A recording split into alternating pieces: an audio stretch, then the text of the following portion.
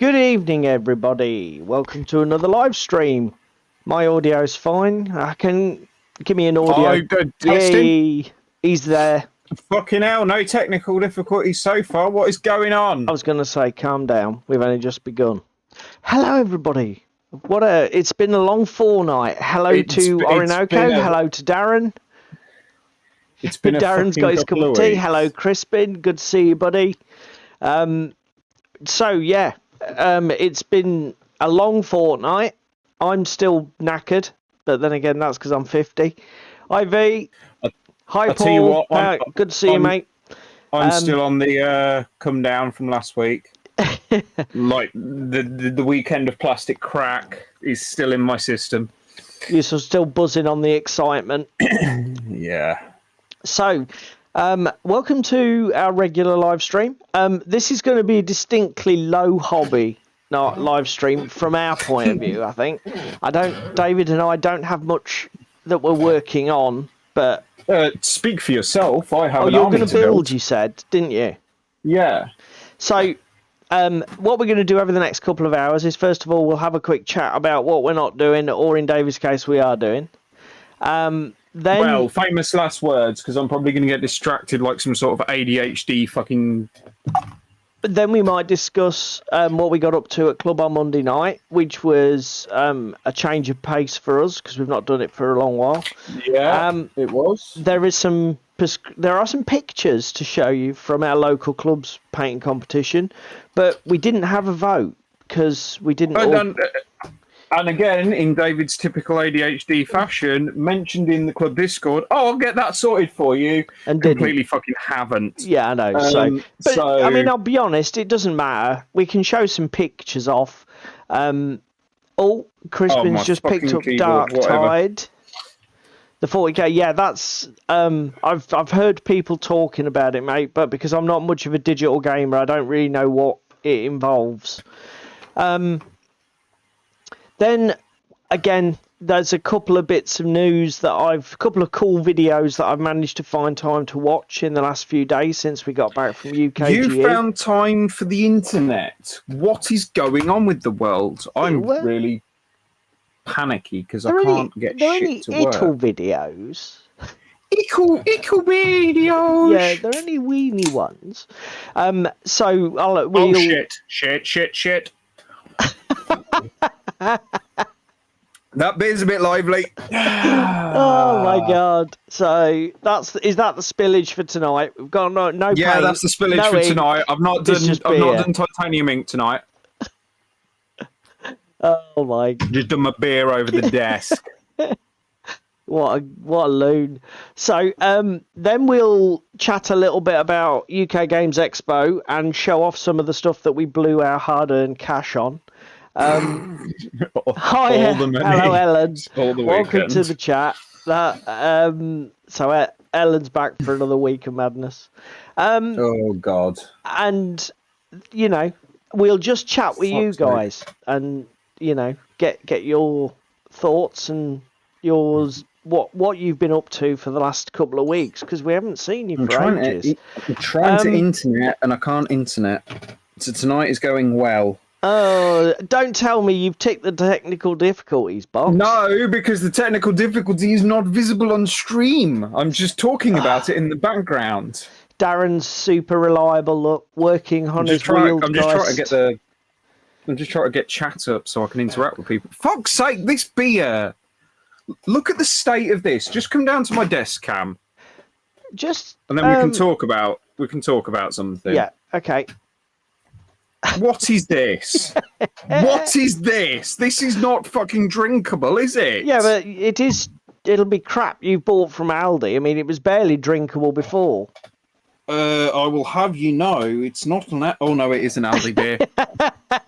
I was going to say it's a little beer, but no, it's an Aldi beer. Yeah. Actually, though, we'll come down to David, because after stream, not last week, because we didn't stream last week, but the week before... I had a tot-up of what I've done so far on League of Infamy, which I'm not doing this week. Sorry to disappoint. We've got paint on 90 miniatures. We've got no paint other than a Zenithal on 15.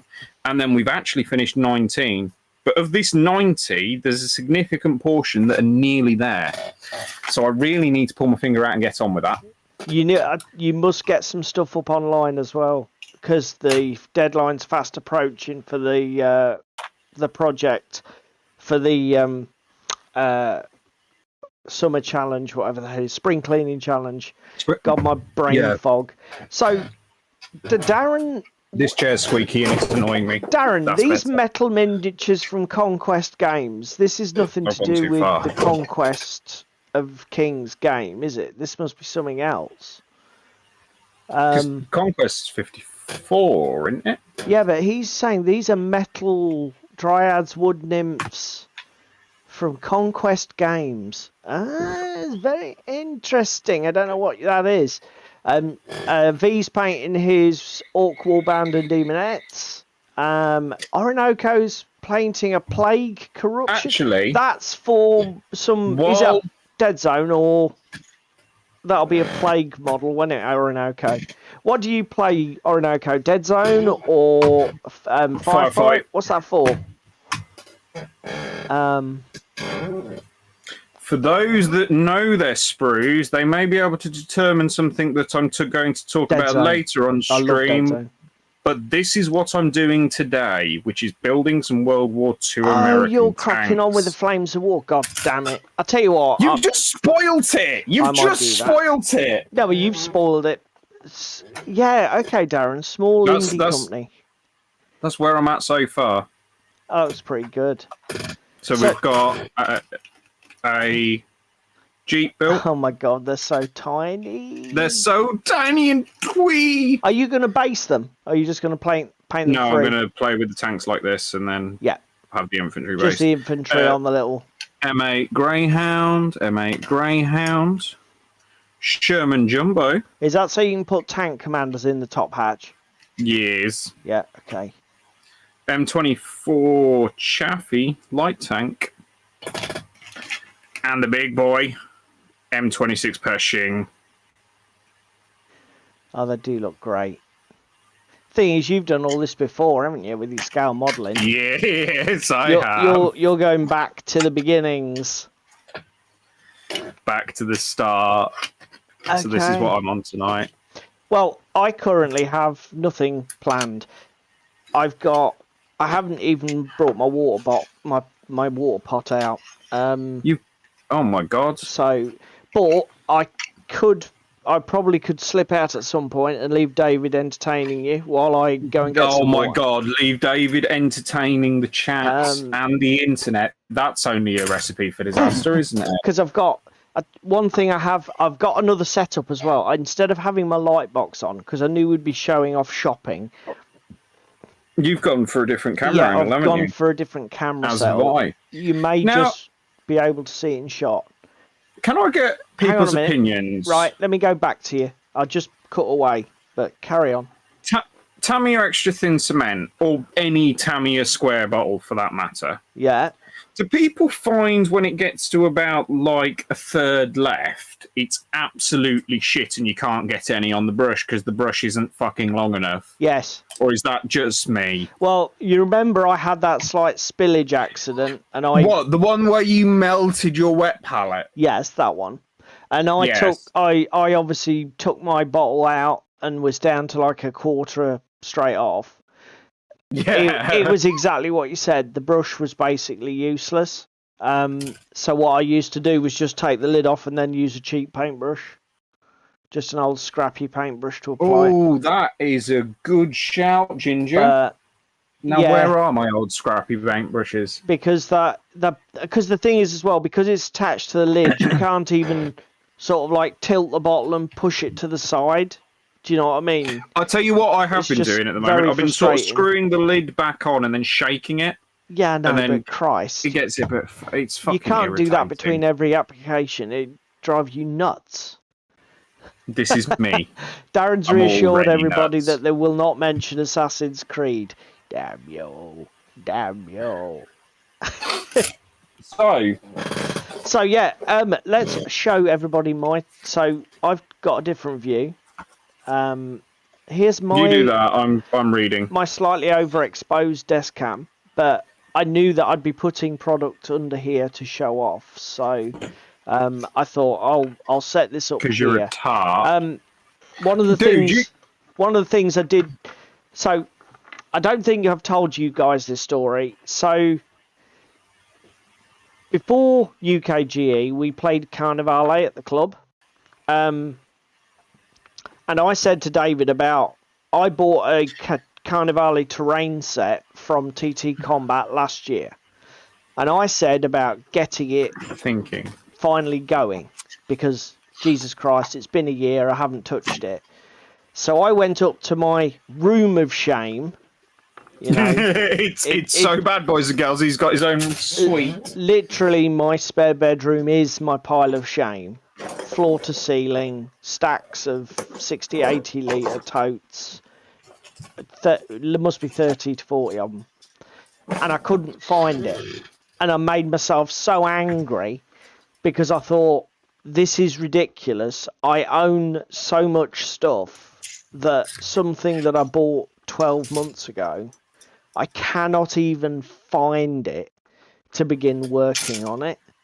And what I did was I just basically grabbed a load of stuff that I didn't even know that I owned and started putting it together. And one of the things that I found, apparently, I don't know where I got them, I've got a ton of MDF scatter terrain, like boxes and crates and pallets here. They look really nice, but I haven't got a bleeding clue where I got them all from. So I have got, and I had 4 sprues of this, I think. So I've got a ton of this stuff that I can actually sit and prime, just to get some paint on it, get it done.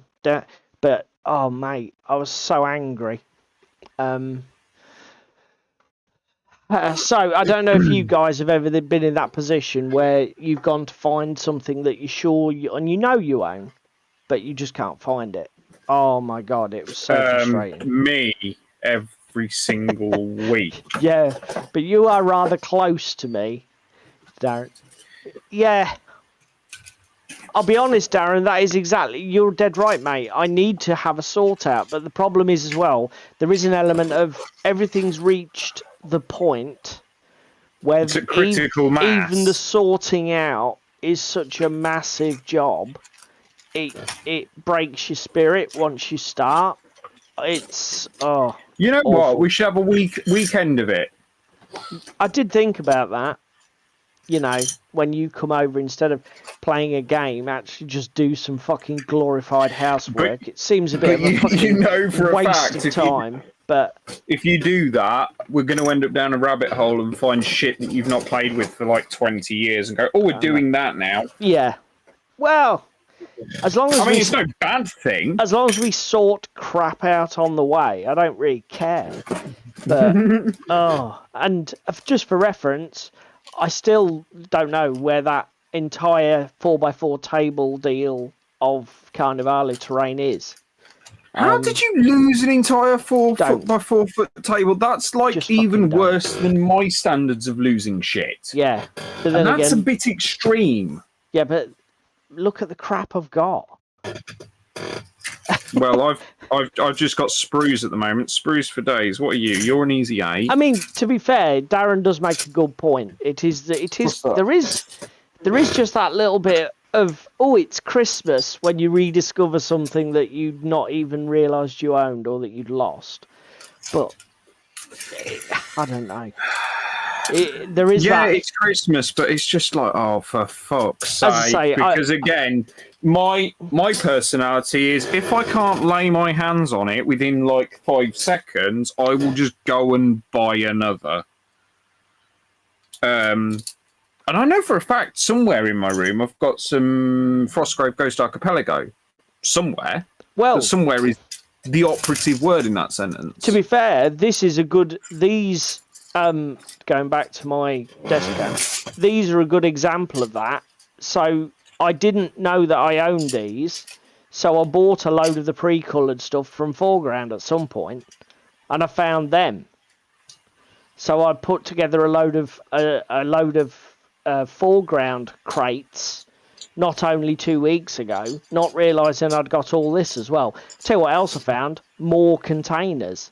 I must have enough containers to set up my own 28mm shipping business. I could solve the problems with China at a stroke. As long as we're shipping very small things. So long as we're shipping scale shit, it's okay. Yeah.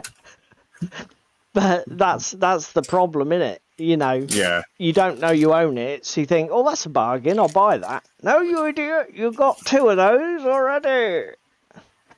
So something's got to give.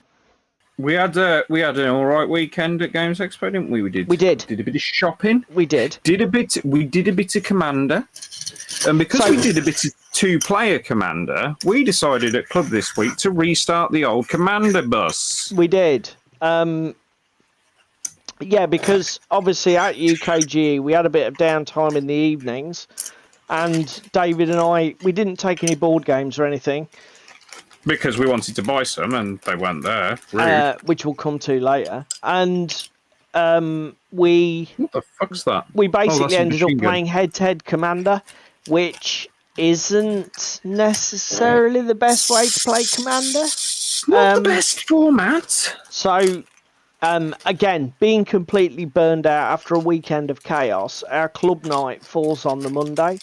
So it was literally like we drove back from Birmingham, uploaded, sorted a ton of video and stills out onto my computer, then basically collapsed in a heap and had about 3 hours to get our shit together before we had to go out to the club again. Speak for yourself. I came home and started building fucking Flames of War. Yeah, but you're 20 years younger than I am, at least. Don't worry, because I sleep on Sundays. It's fine. You should have Paul. Are you into... Oh, look, Paul's into Commander as well. You should have done, mate. Next year, pack some Commander, and we'll have a game. The thing is, it takes up barely any space. It's so good. Yeah, it's very easy to do in the hotels, particularly where we were at the Arden Hotel. They've got some big tables to slap stuff down on. Great little hotel, by the way, for anybody who wants to go to UKGE. The Arden Hotel is very well located. Expensive, but then again, all of the ones on the site or very near to it are ridiculously priced at that point. But the dates for next year's show are already out there. They are released. Let me go and find them for the viewers at home. As soon as the rooms get unlocked for booking, get in there. We are looking at May 31st to June 2nd in 2024. Yep. So dates are already confirmed for the next one. So yes, annual leave is already booked. So basically, at club this week we had a 4-player Commander pod, didn't we? And David, we played 2 full games. The first game I played a deck that I actually bought at UKGE, didn't I? What the hell was my deck? Yours is that white blue. It was an Azor. Spirit Dickhead. And I know that's the technical description for him. It was an Azori Spirit Commander. Millicent, Restless Revenant. That was the one. It's egregious. Just saying. Well, this is not the deck. But this is definitely the commander. If I put Precon in there, it should give me the. Are you pulling up the deck list? Yeah. Well, I was going to pull up a deck picture for everybody.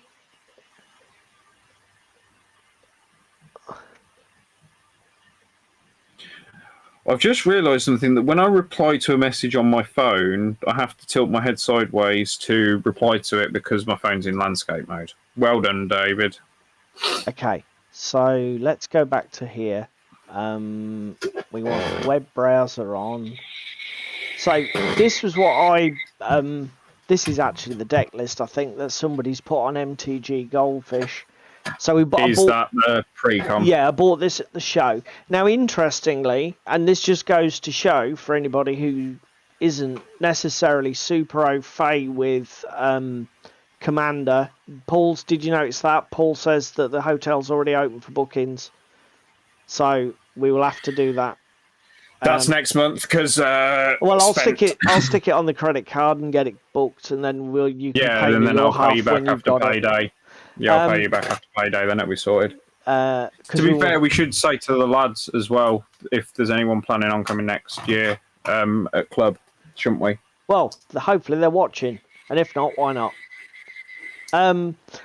But basically, I played this deck, and David bought at UKGE this deck, which is a Kamigawa one. Shishiro. Yeah, I like the deck. Sort of I do like that deck. A Gruul aggro type deck. And in our two-player matchups, this deck smashed me in the face every time. Repeatedly. Which just goes to show you that Commander doesn't work. Well, yes, sorry, Darren. Yes, Commander is magic. So Commander is the most popular Magic format left that they haven't managed to fuck up. So yes. basically, this deck, because it's aggro and fast-paced, managed to crush my deck. I would like to correct you because I did give you a fighting chance and played with my Witherbloom deck. Did you? Oh, you did. Yeah, and black green, and we got what 2 or 3 games of that. And one of the games you would have won if you hadn't just thrown the fucking changeling under the bus. Yeah, I did make you make a valid point. The last game of head to head we played, I probably could have won if I hadn't have made some massive misplays.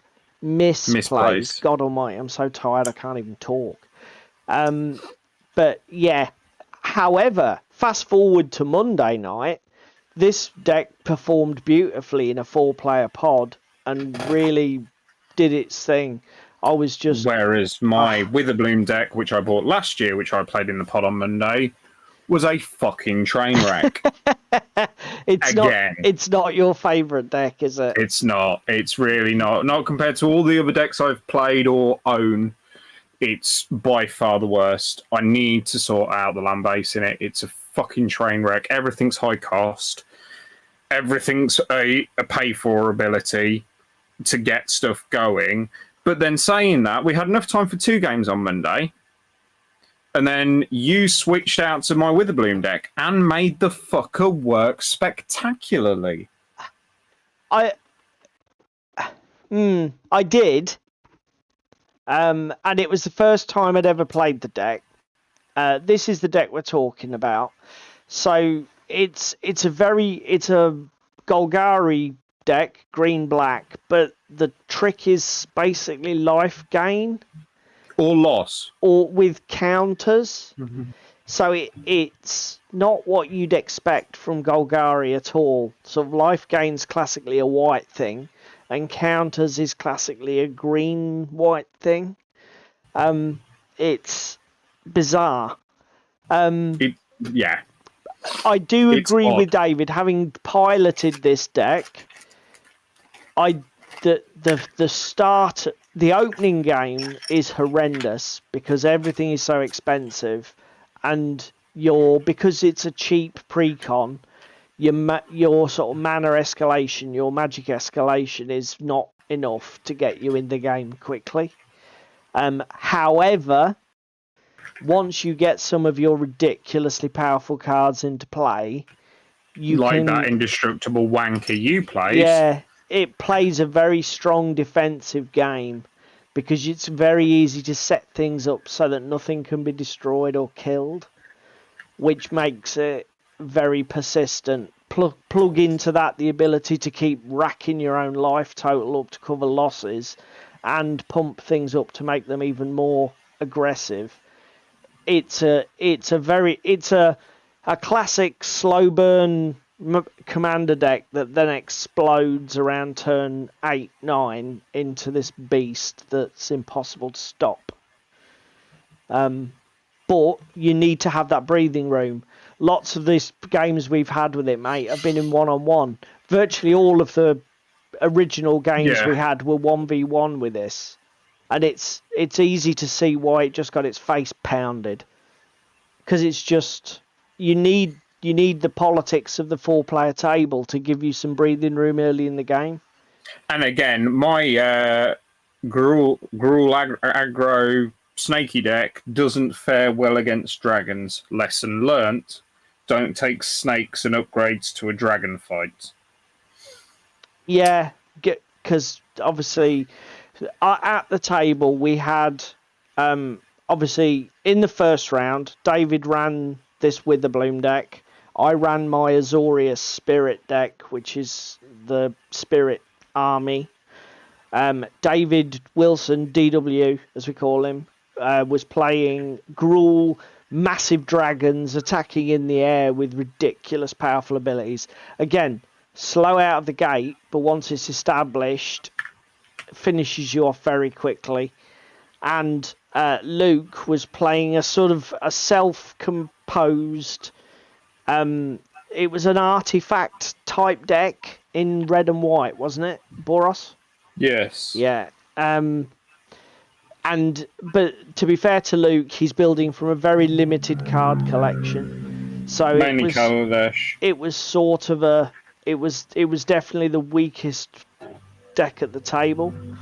Having said that, he got to a good end state in the second round. So in the first round, my Spirit deck performed lovely, did exactly what it was supposed to do, got tons and tons and tons of little shit in the air that people just couldn't deal with, and managed to win. The second round, I took David's Witherbloom deck for a spin because I got sick of hearing him moan about it. So I was like, "I'll just give it here. I'll play it." And David obviously kept his Gruul Dragons. Luke kept his Artifact deck, and you played this one, the Japanese, the Chishiro one, which we had up a minute ago. Just go back to that for everybody. So the beginning game was exactly what you think it'd be. David's commander came online, potentially getting commander damage wins quite quickly. The other David, DW, with his dragons, was the other one who was the biggest threat. And these two just sort of smacked their heads against each other while Luke and I tried to build up our decks to some point where we could compete. Some critical mass. David, DW took out you quite quickly, didn't he? Yes. Yeah. And then Luke and I sort of like ganged up on DW's dragons to try and keep ourselves alive.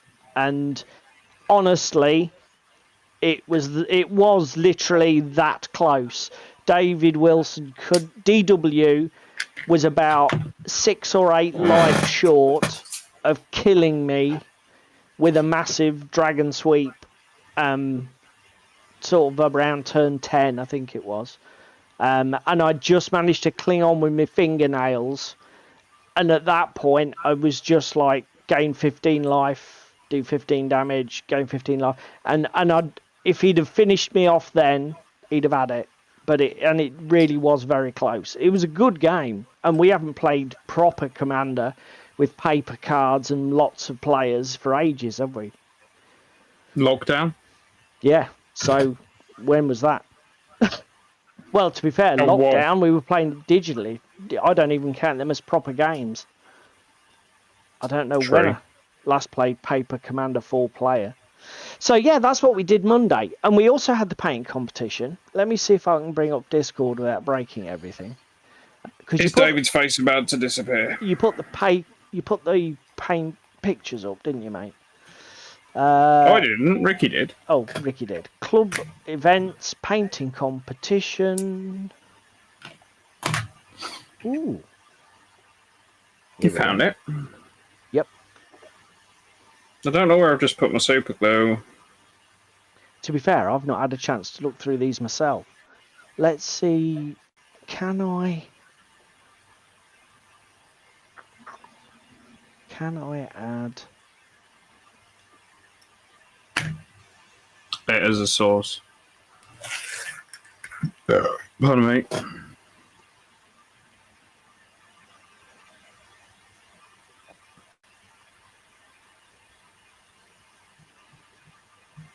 Huh. No, okay. Maybe I might have to do that later. Mm-hmm. Yeah, no, I'm going to have to do that later for everybody. What I Oh, will dear. do is I will take a moment to download these pictures. And then I can show everybody as a little slideshow later. So let's put them in here. So what about UK game? So have you got any news to talk about, mate, this week? No. Oh, Oh, other than yes. why is my thing new Northern Alliance miniatures are coming from Mantic. Okay. And they look pretty nice. There's a crow riding crew and all sorts, mate. It's very nice. Very pretty. Decal on stream, painting competition, save that picture as well. Where's this gone? Who would... Ooh. I don't even know who put those in, but they're very good. What is it? Oh, well, you'll see when I get the pictures. Save. Right. Let's grab the pictures from online.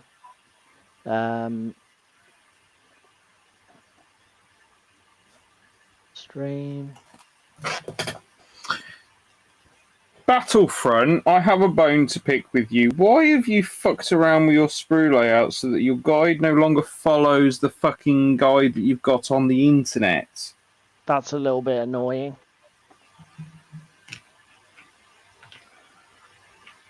Does it make assembly really hard? Yes, because the fucking miniatures are weird and in different places and positions. Right, okay. So, paint competition this week. This was my entry. The theme was monochrome. I've just realised. I bet everybody's picking up an echo. Echo. So let's mute that. Yeah, what was I going to say? So, this was my entry. Darren, I've only ever played digitally, and even then for a short time, I remember Mana Drought was my thing, lol. Yeah, not getting enough mana to get yourself set up. Monotone. V has corrected us. Monotone. So, oh dear. This was obviously, as people know, for the last few weeks, I've been doing my Frostgrave monsters. So this is a sort of medium. You there, Ginge? Yes. Oh, hang on. Hello. Can you hear me now? I can now. Right. Thank you. That's fine. Yeah. So I know what I just did, mate. I just had a foo bar and pressed the wrong button. Did you make a new scene and then not copy everything across that you needed to do? I won't go into what I did, but I know what I did. So, well, that's the technical difficulties box ticked. Yeah, again. Yeah, so I've been painting my Frostgrave monsters. This is a medium golem with a bit of snow effect. This was a 3D print from... Printed Obsession. Printed Obsession. Thank you, my friendly local 3D printer person. Now this is a story in and of itself. So this was Jack's entry. Now what Smaug. Jack has been painting the resin prints, 3D prints of the dragons from the new George R.R. Martin show, whose name escapes Tale me. of Dragons. No, somebody in the chat, what's it called? Who's geeky in here? The new George R.R. Martin show about the history of the Targaryen family. But anyway, long story short, Jack, House of Dragons. Thank you, Jerry. House of Dragons. Yes. Thank you, Jerry's here. So, welcome, Jerry. Jack got a commission from the people who do the TV show to print the 3D assets that they use for the CGI and then paint them up. And I think they were to be given to members of the studio team or the company that produced it, the production team, as like a thank you gift. Hi, Dan.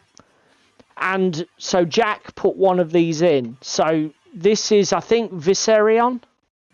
I do like my Game of Thrones, but my lore is not 100%.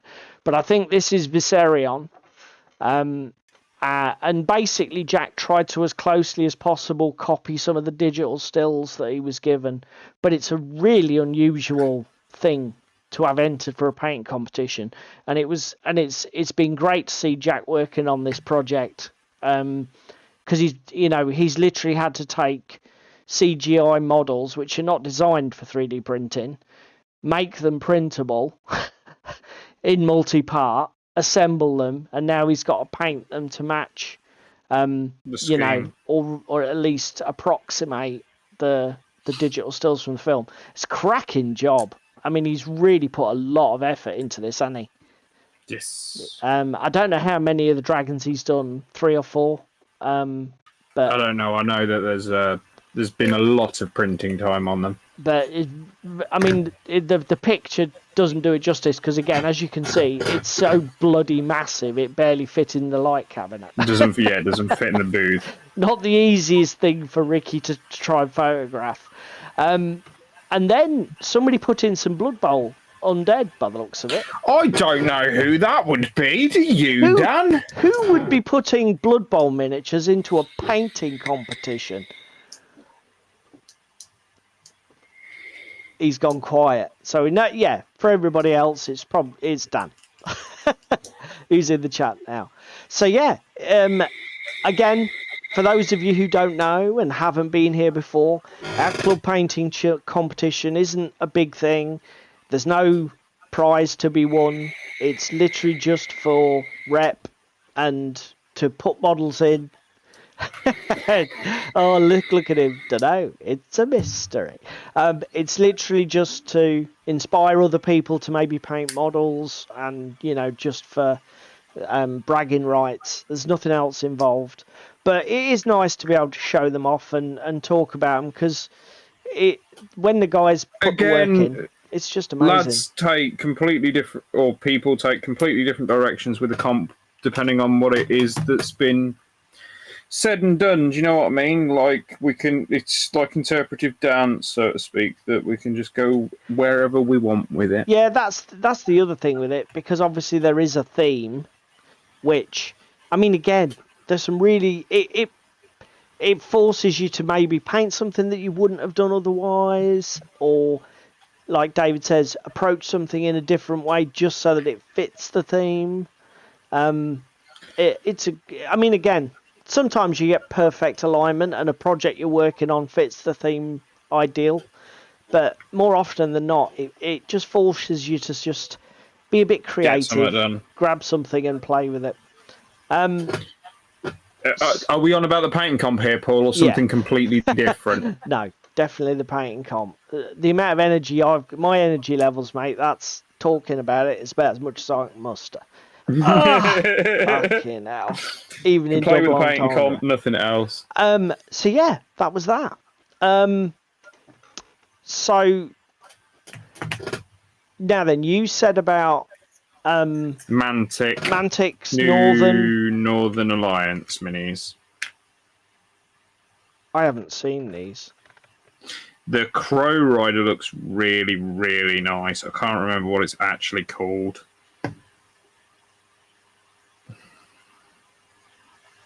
And these are new. So where did you see it? Was it on their website? On Mantic's blog, I think.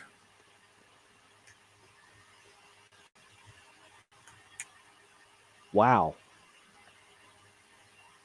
You've just seen them, haven't you? Have they taken your breath away? Is it this Alliance starter with the crow things? Yeah, the new Alliance starter's got it in. Yeah, let's put this up on screen. So hide that. We want this back on.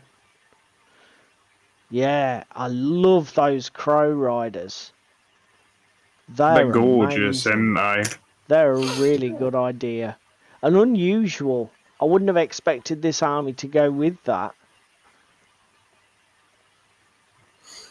Because this is one of your favourites, isn't it?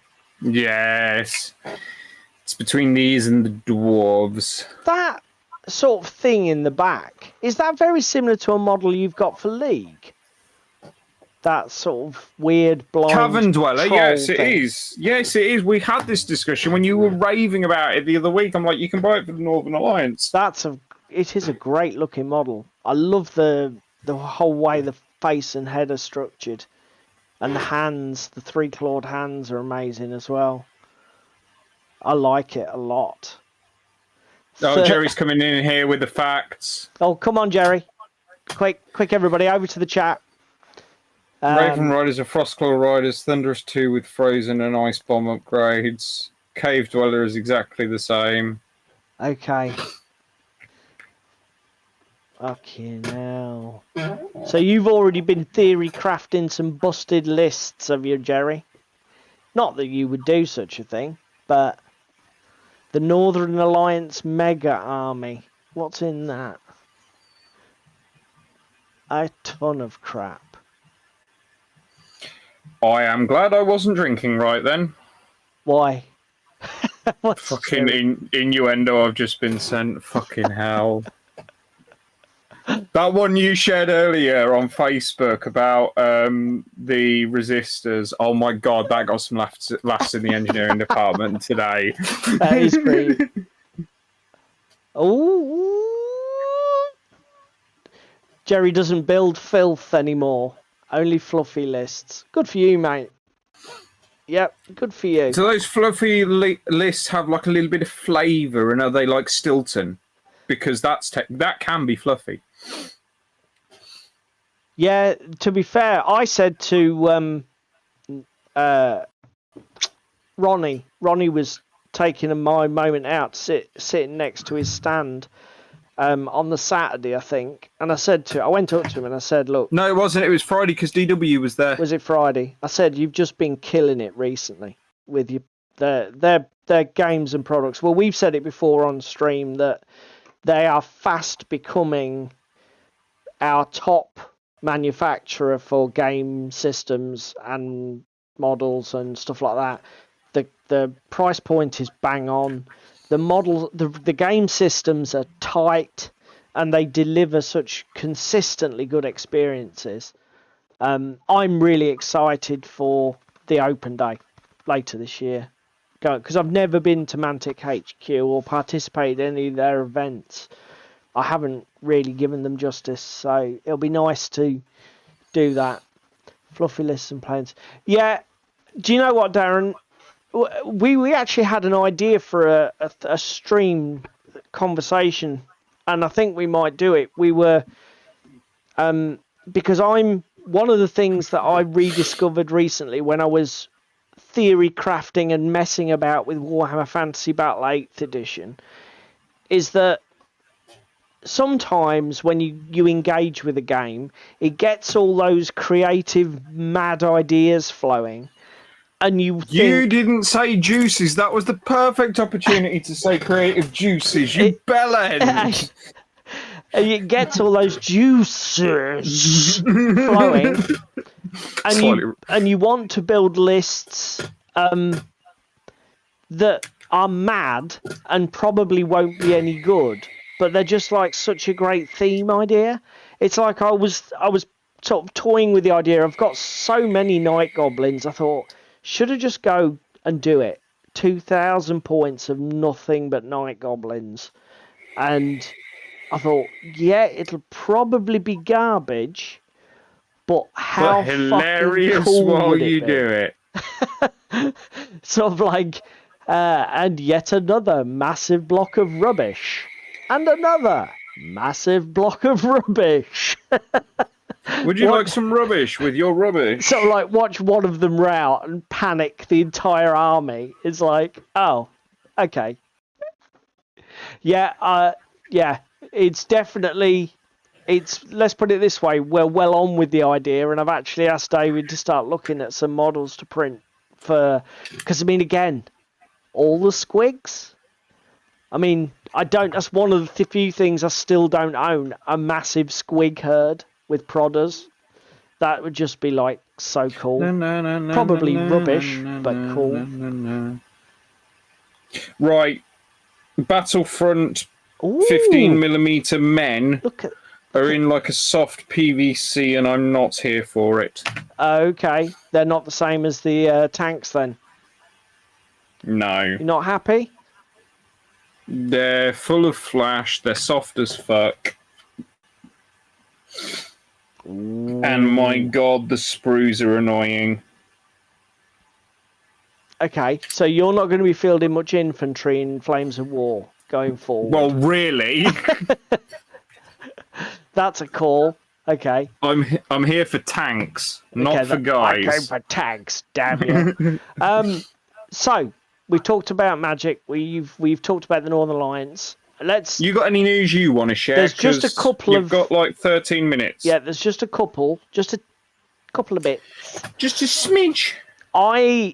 I think Jerry mentioned this guy, Miniature Adventures, because I hadn't really given him a lot of time. I'll tell you what it was in context was. We were talking about Great Salute coverage, and I think Jerry shouted Miniature Adventures out as one of the guys who'd done a salute video, I think.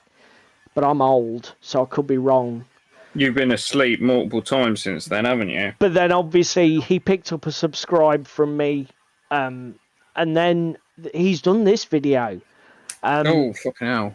Yeah, Big Lee. I don't know if you've seen this, Jerry.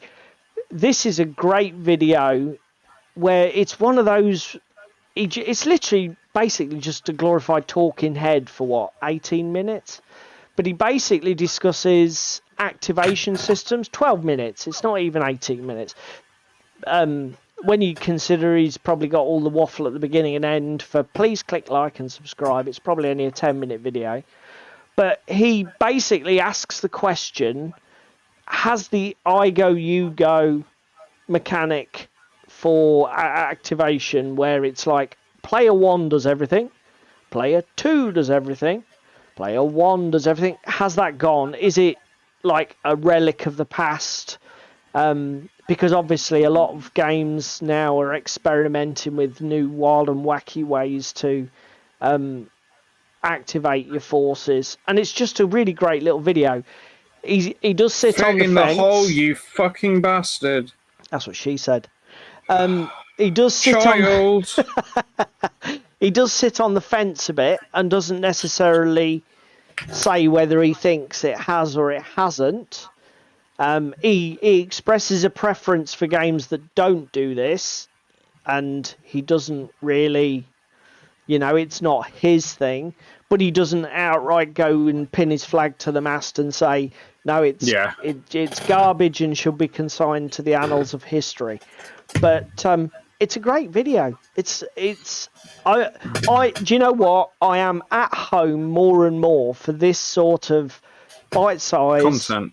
YouTube content that literally either sparks a thought process or starts a conversation, rather than something that's like a battle report or a painting tutorial or a scenery building tutorial. They're fine, but they don't get me thinking like little bite-sized videos like this do, and it's just great. So I thought, yeah, give him a shout. The other person I thought would give a shout is this weirdo. I don't know who he is. I think somebody found him lurking under a rock. But in all seriousness, Tim, some dude on YouTube, Tim is German, and he doesn't often do English-speaking videos, as far as I can see from his previous content. He tends to do a lot more native language German content. Obviously, he's buddies up with Jerry to do his live stream every Tuesday, 8 o'clock on Twitch. Aggressively German. Jerry, pot kettle. So Jerry, you're the one who keeps smashing him in the face with Nazi put-downs every 35 seconds when you're live on their stream. But he's done it. Basically, the gist of his video is it's such a clever idea. He plays two caricatures, the guy in the tricorn hat and then a guy wearing a backwards baseball cap. The backwards baseball cap is basically you, David. He's as salty as fuck. And basically the premise of the video is, should you start playing miniature war game? And the salty character basically go, no, it costs too much money, it wastes too much fucking time, half of the games are unplayable. It's Why not would me you bother? then at all, is it? Because I'm only salty about a certain company. No, but there's definitely a crossover on the personality. And then what he does is he does a cut. Again, he's done all sorts of clever tricks, like when the baseball cap guy's on screen, that Star Wars cabinet behind him is all floodlit red to give you like a mood of sort of like saltiness and anger. And then this guy is the more, well, it's great for friends and interaction. It's just such a clever little video. And I hope this is like the start of Tim doing more of this shit. I'm sure he's actually thinking, no, stop, don't put me under any pressure. I'll do these when I want and only when I want. And do you know what? If that's what makes them good, fucking stick to it, mate, and ignore everything I'm telling you to do. But this is such a clever little and video. he's forgotten to take his meds, Tim. I'm just saying. But yeah, absolute reps to Tim for this. It's a great video, and it's great to see him do something like this. It's just everything about it is fantastic. Speaking of David even the and topic, salt, just to let you know, Tim, we will be stealing all of the ideas in your video, and it will almost certainly be recycled, regurgitated, and recrunched on our streams at some point. we're doing a Beasts of War. That's just Love you, Jerry. So yeah, that's all I had to share with everybody today. As I say, giving some much needed shout outs. So, and that brings us almost tidily to 9 o'clock, don't it, mate? It's almost as if this was planned. Right. So this is what I bought. What have you just pulled up on screen? So you know we film before you stream, right? Yeah. Yeah. We know. We're taking the piss. Yeah. Hook set, Jerry caught. Yeah. Reel him in, Bob. So yes. Now, for those of you who saw our badly lip-synced video, I do apologise for that. When we arrived, we did a sort of stream of consciousness video on Thursday night about what our UK gaming experience was going to be. And we put in there that we were intending not to spend any money. And not get into new game systems. Yes, it was the first year where we hadn't come with a massive list of things we must buy. And of course, the best laid plans don't survive encounter with the enemy. Contact front! Oh, fuck! Flames of war fell into my basket. So, we did end up picking up quite a bit of stuff, didn't we, mate? Yes, we did. So, I mean... Let's start off and hold our hands up and say, yes, we're not accountable because, unfortunately for us, there was a fire sale on this shit. Do you want to do that one first? 50 quid. Yeah, yes, okay. because I'm building it. Let's do it. Okay, so, full story. David and I have been getting into bolt action. And we were at Dicini, and David said, we could get into Flames of War as well, couldn't we? That would be a thing we could do. Yes, all right, Darren. Don't judge, mate. Just don't judge, all right? No, we didn't say we weren't spending any money. We just said we're not going to get into new game systems, and we failed miserably. Yeah. So anyway, David's mentioned this at Dicini, and we were like, oh, and then I grabbed us by the scruff of the neck and pulled us back from the brink and said, yeah, but we've already got so much fucking stuff that we haven't explored, like Silver Bayonet and, go on, give me one.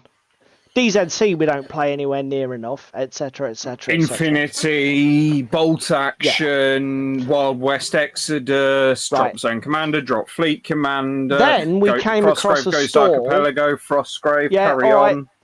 Then we came across a twat. Then we came across a stall that was selling the Bolt Action starter sets for like 55 quid.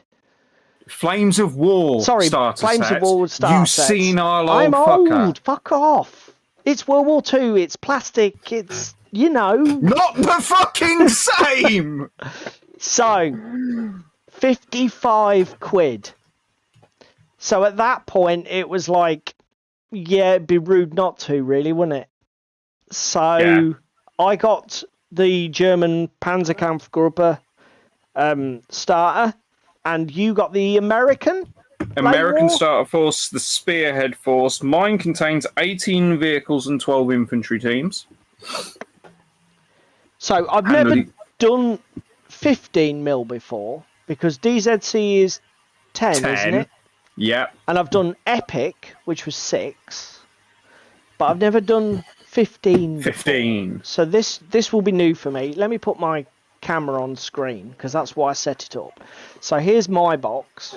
So we got the German I'll just zoom out so my box can actually fit in shot as well. I'll put if we yours switch on to mine screen in a minute.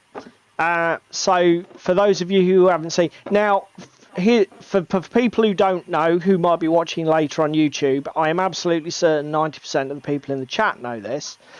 So Flames of War is, as we've said, 15mm scale World War II game. Because it's 15mm scale, the game mechanics focus quite heavily on the armor vehicles and the vehicles that played a big part in the World War II battles. You do still have access to infantry. Infantry do still play a part in the game, but the game is geared around the armor. That's where the focus is. Taking that as a contrast to Bolt Action, the 28mm game from Warlord, that is an infantry-focused game with a sprinkling of armor and vehicles on it. So what do you get in your box? Really? Jerry's just shared it out. So the infantry is actually a big part of the tactical play of the game then, mate, is it? To be fair, I have seen some reviews online that say over a certain points level and over a certain amount of game time, the infantry do just hold their own and assault tanks and fuck things up. The one thing they've said that because you do some of these starter boxes that who's it? What are they? What's the name of the company? Battlefront. I knew it was Battle something. So some of the starter boxes that Battlefront do have got virtually no infantry content, though, haven't they?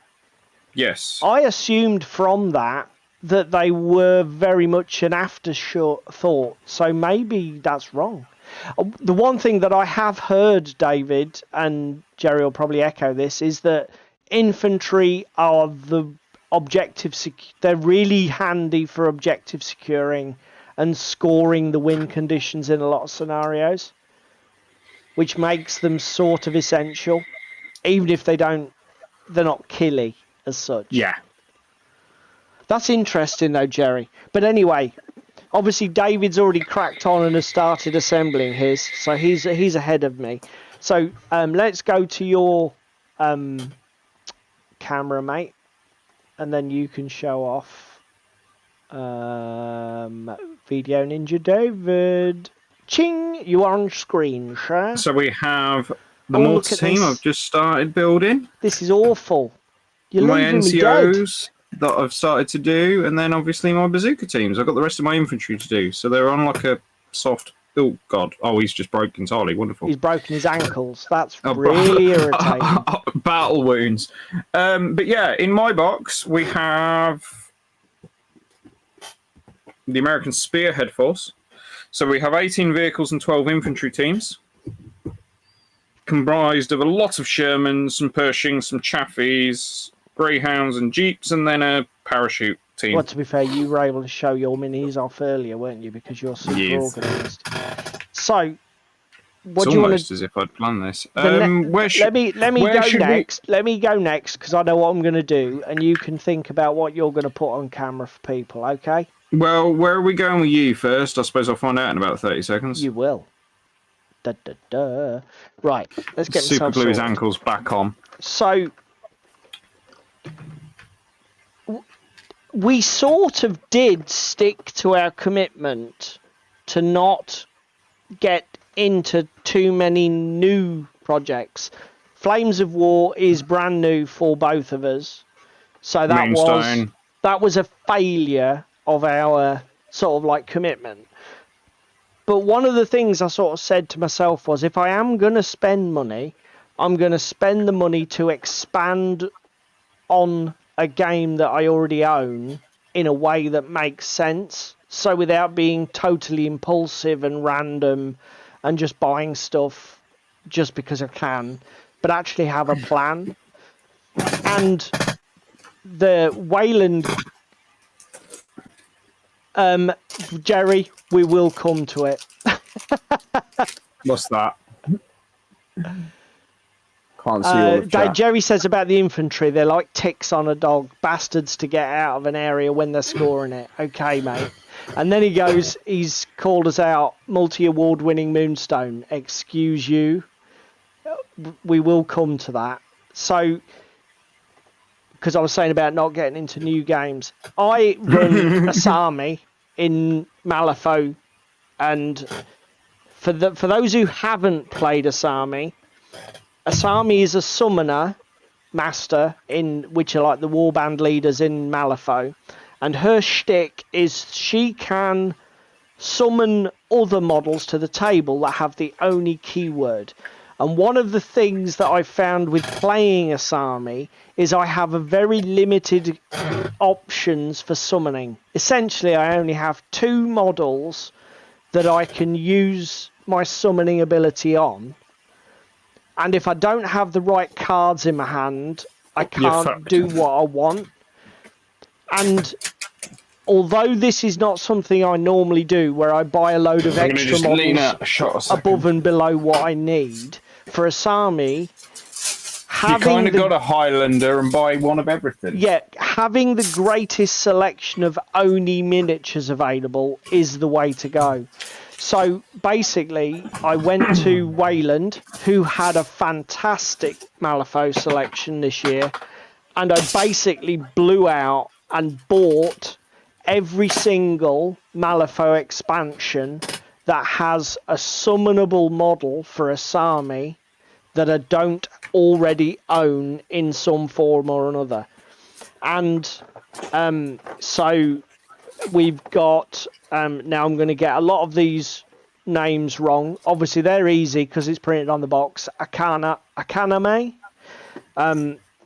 These are Tengu, which is the flying birdmen. And again, each one of them has a role to play. These can bog opponents' models down and be really hard to remove. These are really fast, great at capturing objectives and moving around the board. And what's that one called? Kamatachi.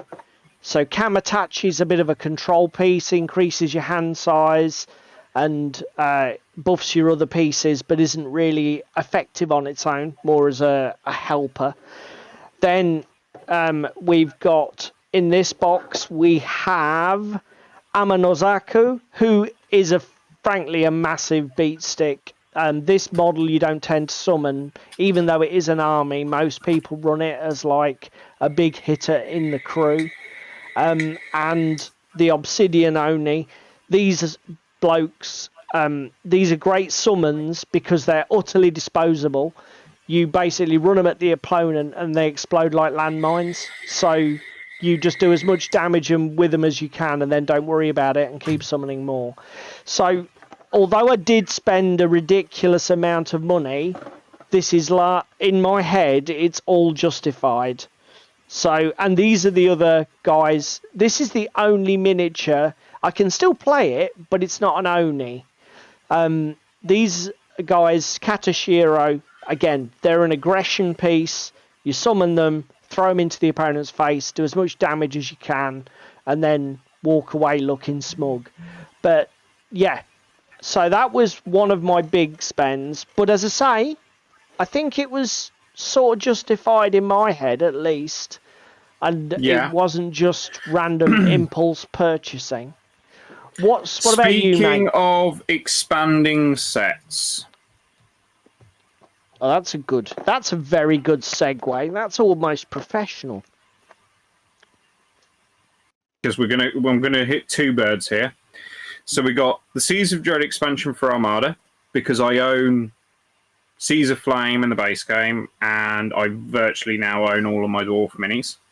And this was obviously released on Monday, so got this pre-release. It's gorgeous. It's full of gorgeous artwork. It's full of the stuff for the new factions that are coming. So obviously Triton Realms are already released. Concept art for Abyssal Dwarves, anybody? We've got... I think we've got somebody at the club who's already going to... We've got somebody at the club who's already going to do Abyssal Dwarves, haven't they? They've committed. Yes. Based on those sneak peeks. Multiplayer gameplay, always going to be fun at club. And some new scenarios. So I'm looking forward to playing this along with Seas of Flame and all the others and making like a long-running narrative campaign scenario, I think. I've just realised I've left something upstairs. New game modes for people. So like night fighting and more random wind directions and stuff. So all in all, I think this is going to be a laugh. And it's definitely going to get play because we are seeing Armada almost semi-regularly at club anyway, aren't we? Yes. Probably every other week, at least one game. The next thing... Oh, look at this. He's doing 2 on the bounce. Who said you could do that? Going to do 2 on the bounce because these are expanding existing collections and I have a little gripe here with TT. Okay. But we'll come to that in a second. So we bought all of the item cards and expansion cards. So items, agenda cards, and magic cards for Carnivale. Completely unnecessary, but quality of life improvements that we both indulged in. Definitely. The artwork on these is amazing. The backs are amazing and far easier than printing your own and sorting it. The magic cards look lovely with all the different bright colours and the different backs for the cantrips. They're really well produced. So, really, really well thought out. And again, at that price, direct from TT, you cannot complain. No. Just to save everybody tedious duplication, I bought the same decks because we're both really enjoying Carnivale.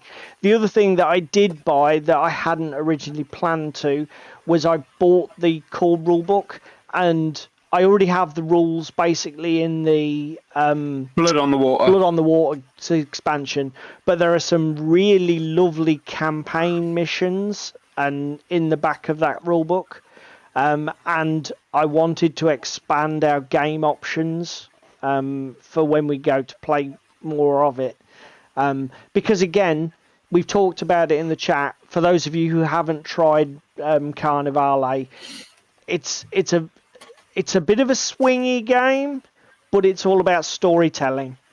You know, if you're invested, if you're expecting a super tight, super competitive... Actually, we could have done a double bounce here because we could have spoken about what we played before UKGE.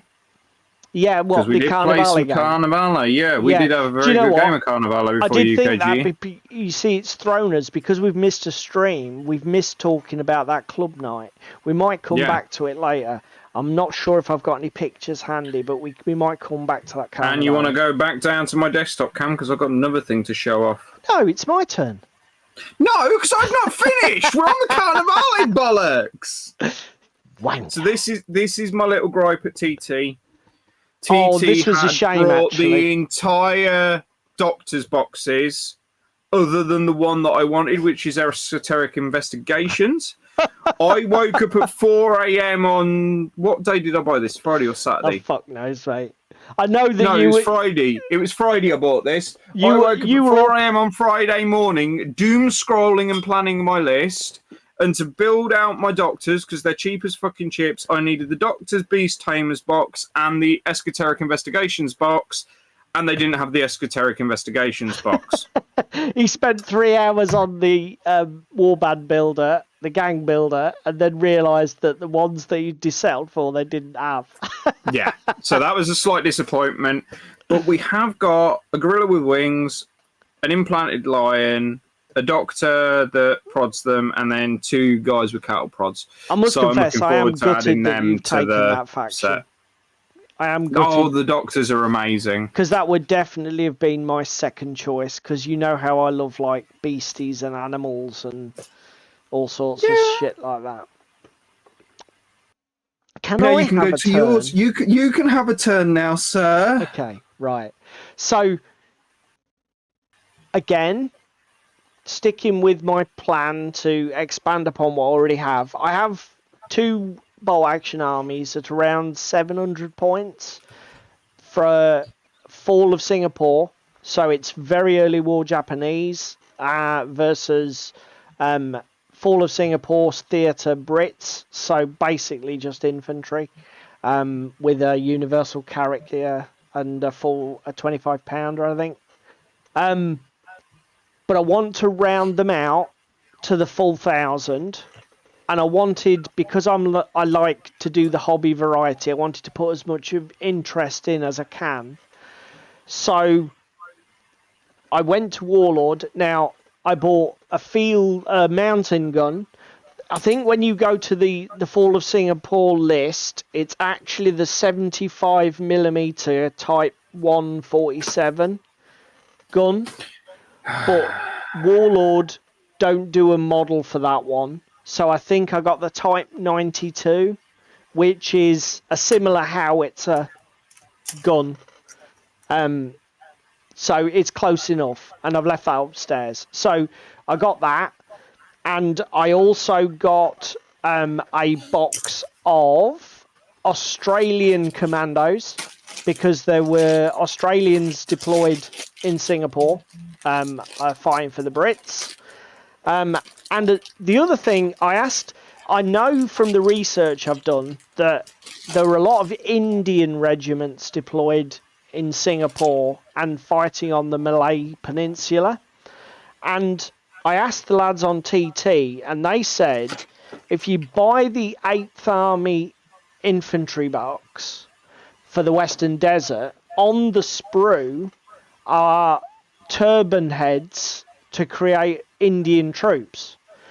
And obviously they're all in shorts and short sleeve because it's all tropical wear. So the uniform is basically the same.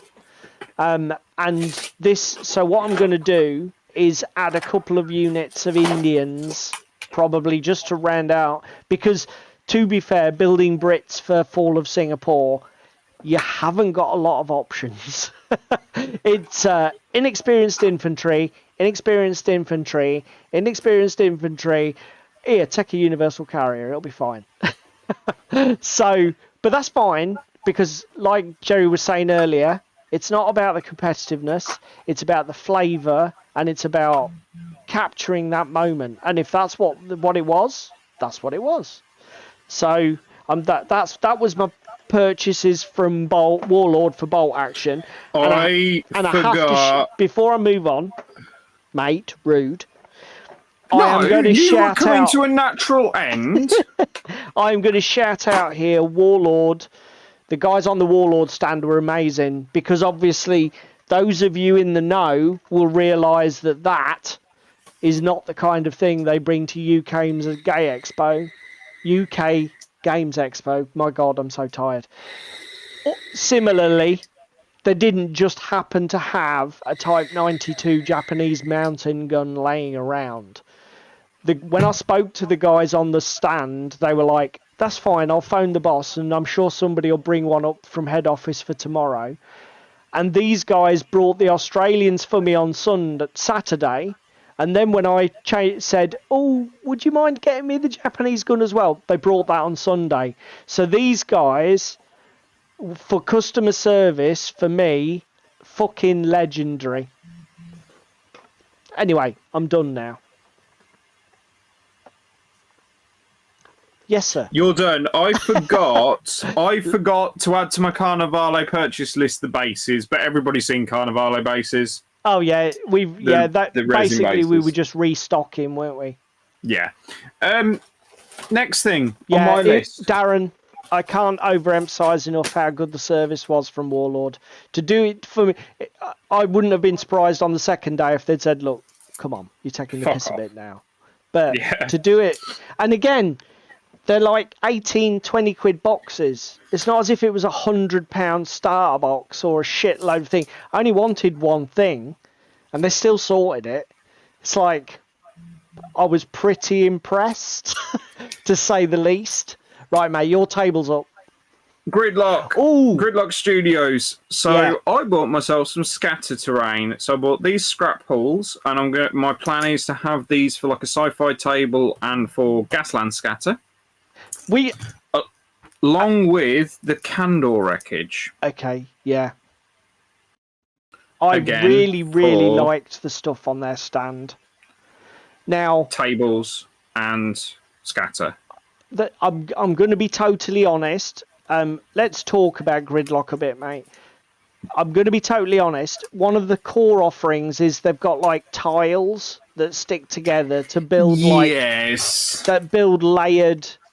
I'll leave these in the background for people. I am not a massive fan. Necromunda tables and shit like that. That's what it's obviously geared towards. Infinity tables. I'm not a massive fan of the tiles, etc. Because I don't like these tile system terrain systems where you've got like blocks that you put together. As a general rule, if I can find any other way that uses a battle mat and sit on terrain, I'll do that instead. Yeah, I know what you mean. But I tell you what, the pieces they've got for sit on terrain, I mean, like, bring them back up again, David. I've never seen... Back here we go. Never seen things like this in MDF. I've seen scratch builds. Again, they've built... When on the table, they've built these on, like, two single little narrow strips, haven't they? Yeah, they'd even built so that kit in like, two ways, yeah. End to end. Yep. Or you can have them like this, also built on the table, and then they had, like, a fucking desert raceway running through the middle of it. The only thing is, this set doesn't come with a base, for obvious reasons. Yeah. Your Candor scenery comes on a pre-cut, laser-cut MDF base. There we go. Like a biscuit base. Key into, like a biscuit base that's an odd shape. So you've just got to throw your spaceship wreckage onto the base, put your stuff on, put your texture on, and you're done. Yeah. They had some really unusual, really clever pieces of terrain in their range. Fucking the etched laser etched acrylic signs that they've got for like infinity table dressings, fucking chef's kiss gorgeous. Yeah, brilliant. As I say, disregarding the whole constructed tile system to build an entire table with, which I'm like, yeah, whatever. They're actual sit-on pieces, the small pieces, the scatter pieces, very reasonably priced, and more importantly, unusual. The problem with the terrain market, I think, is that it's getting a bit flooded now, but it's a lot of Me Tooism and copies and stuff that's a bit bland, frankly. It was lovely to see stuff that was just that little bit odd and different. Dan, on that cardboard Infinity Terrain from Acid House that Paul owns, there is, and I don't know if it'll be up your street, a Kickstarter coming soon at some point later this year for Cyberpunk Acid House terrain cardboard scenery. Yeah, they're looks doing a new gorgeous print of it. And there's another product coming very soon that isn't, well, it is going to Kickstarter, but only technically, that we'll almost certainly talk about on stream, which uses if their plans come to fruition, they're planning to include the Acid House terrain in their release of their 2-player start. Yes, they are. Which would be very interesting to see that collaboration. But we'll cover that, I'm sure, on a future stream. That will have its own talking piece, because that is an in-depth conversation to be having. Right. Your turn. Back to fantastic customer service and also fantastic products. We were looking at Sarissa.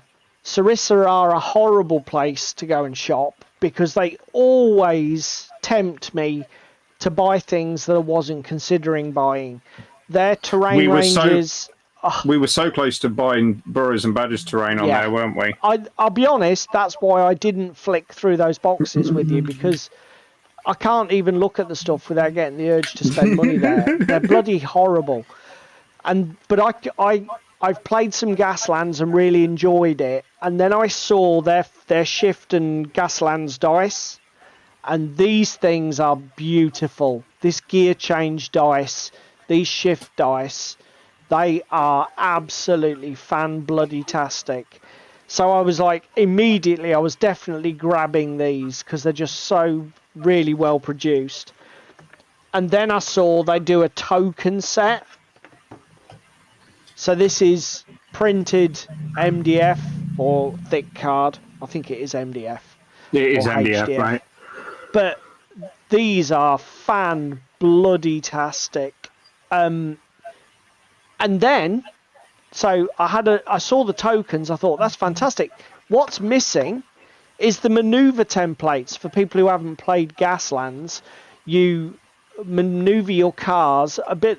Again, it's not going to help if you've not played X-Wing, but basically when you place your vehicle, then you place some sort of shaped template to show what movement path your vehicle will take. Then you put it at the end of the template. And they did templates. And I said, oh, have you got any of the movement templates as well? Sold out, mate. And it was like... You were about 20 minutes too late. He said, I sold out 20 minutes ago. And it was like fucking gutted. But again, brilliant customer service. He said, don't worry. We've got a guy coming in tomorrow who's bringing in a load of them. Just check in with us. So I checked in with them actually early in the morning. And he said he's not here yet. He'll be here about 10. But I went back. Was this literally last knock-in on Saturday, wasn't it? 5 o'clock? 5:30? Yeah. Literally last knock-in on Saturday, and he'd put me one of everything by. Brilliant customer service again from Sarissa. And these things are gorgeous. I do like David's acrylic ones. I really like the gear shifts on them. The gears on them are way more visible than fucking... For me, that's it. Mine. It's the readability, the tyre print track on here. They're just lovely. Absolutely great. And I didn't even know... See, this is the problem with Sarissa. You go there and it's like, oh, I wasn't planning to buy that. So this was a complete impulse. But again, I'm qualifying it. It's a game I own. I've got the rulebook. I've got some models. I just didn't have these assets. So I think I'm fine. What have you got, mate? You got anything else? We're going to Exit 23 Games next. Let's change you over. I spent some money on some Turbo Dorks. Oh, yeah. Which I did also. I should just waft mine at the camera because we don't want to be just boring people with paint. So I bought some metallics, I bought some colour shifts, I bought some Zenny shifters that shift over a black-white zenithal.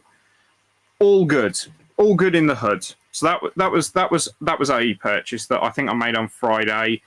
And shout out to Mr. Shy, because if Paul doesn't like his colours, he's coming for Mr. Shy off YouTube because Mr. Shy picked them all. Yeah, Mr. Shy was working on Exit 32? 23. Exit 23. I'm fucking dyslexic with numbers as well. So he was working with Exit 23 promoting Relic Blade. And painting some models on their stand all weekend. And I've said it on stream before I went. Turbo Dork. I've watched the guys at Club paint with them. And I've been saying to myself, I have to get some of these goddamn paints. And when I went there, we saw Mr. Shy was on. I said, right, I'm going to put you on the spot, mate. You give me your top picks. And he gave me 3 straight metallics and 2 shifters. So we're going to give these a try. And I'll be honest, the one I'm most excited about was the one he gave me last. He said, I'll give you metallic black. And he says, you may not think you need it, but after you use it, you'll wonder why you've never bought it before. Yeah. So I'm really interested to see what weird crap I can come up with for the metallic black. Then we have this box, which contains the Amazons, the humans, and the Yeti, or Norse team for Blood Bowl, which was an absolute bargain because somebody messed up on the stand. Yeah. I just wanted the Amazons. We think there was a communication breakdown because what David actually wanted to buy was half of this. Do you want me to see if I can bring it up, mate? Yeah, pull it up on They're not Tinterweb. going to show off very well in unpainted metal. What David actually wanted to buy, Exit 23. It's on the fantasy football Amazons. section. I just wanted the Amazon team because I thought, oh, they look really nice as a human team. I've got my Blood Bowl Amazons. I'm going to run these as like a human team and do a female human team for something a bit different. Yeah, this is them. This is definitely them. Okay, so let me go to this page, turn on that. Oh, go away adverts. I'm supposed to have ad block switched on, for God's sake. Right. So this is what David wanted. I think it's 16 models. For 40. And it's like a female-themed Blood Bowl team with a sort of steampunky vibe. Yeah. The ones they had at the show were painted like a beautiful soft yellow. With brown, lots of leathers and straps and stuff. Very good scheme. I'm not such a fan of the paint scheme on these ones that they've got on their website, but it shows you what the models are. So David wanted this, which is 16 miniatures, and you could tell him the rest, mate. 16 miniatures for 40 quid. So I asked for that. And then he went, yeah, no, they're in the box under there. So matey got down under the box and got that, and I threw that in my bag at the show and went, okay, that's fine, and got home with it. I then opened the box, thinking, oh, this is rather heavy, and then got it out. 38 miniatures for 40 quid, including all of the upgrades, like I say. So I've got a Yeti, I've got werewolves, I've got ogres, I've got star players. I don't know if it's an easy way for me to access it on their website, but without just going go back a page and go to all. Yeah, just go back to all the fantasy football stuff, and it's there. Let me see if I'll find it.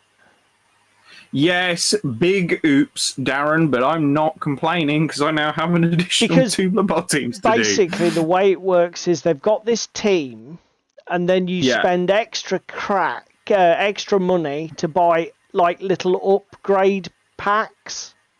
Booster. In fact, this is what the product is that actually David got. This 80 Yeah, I got the entire lot one.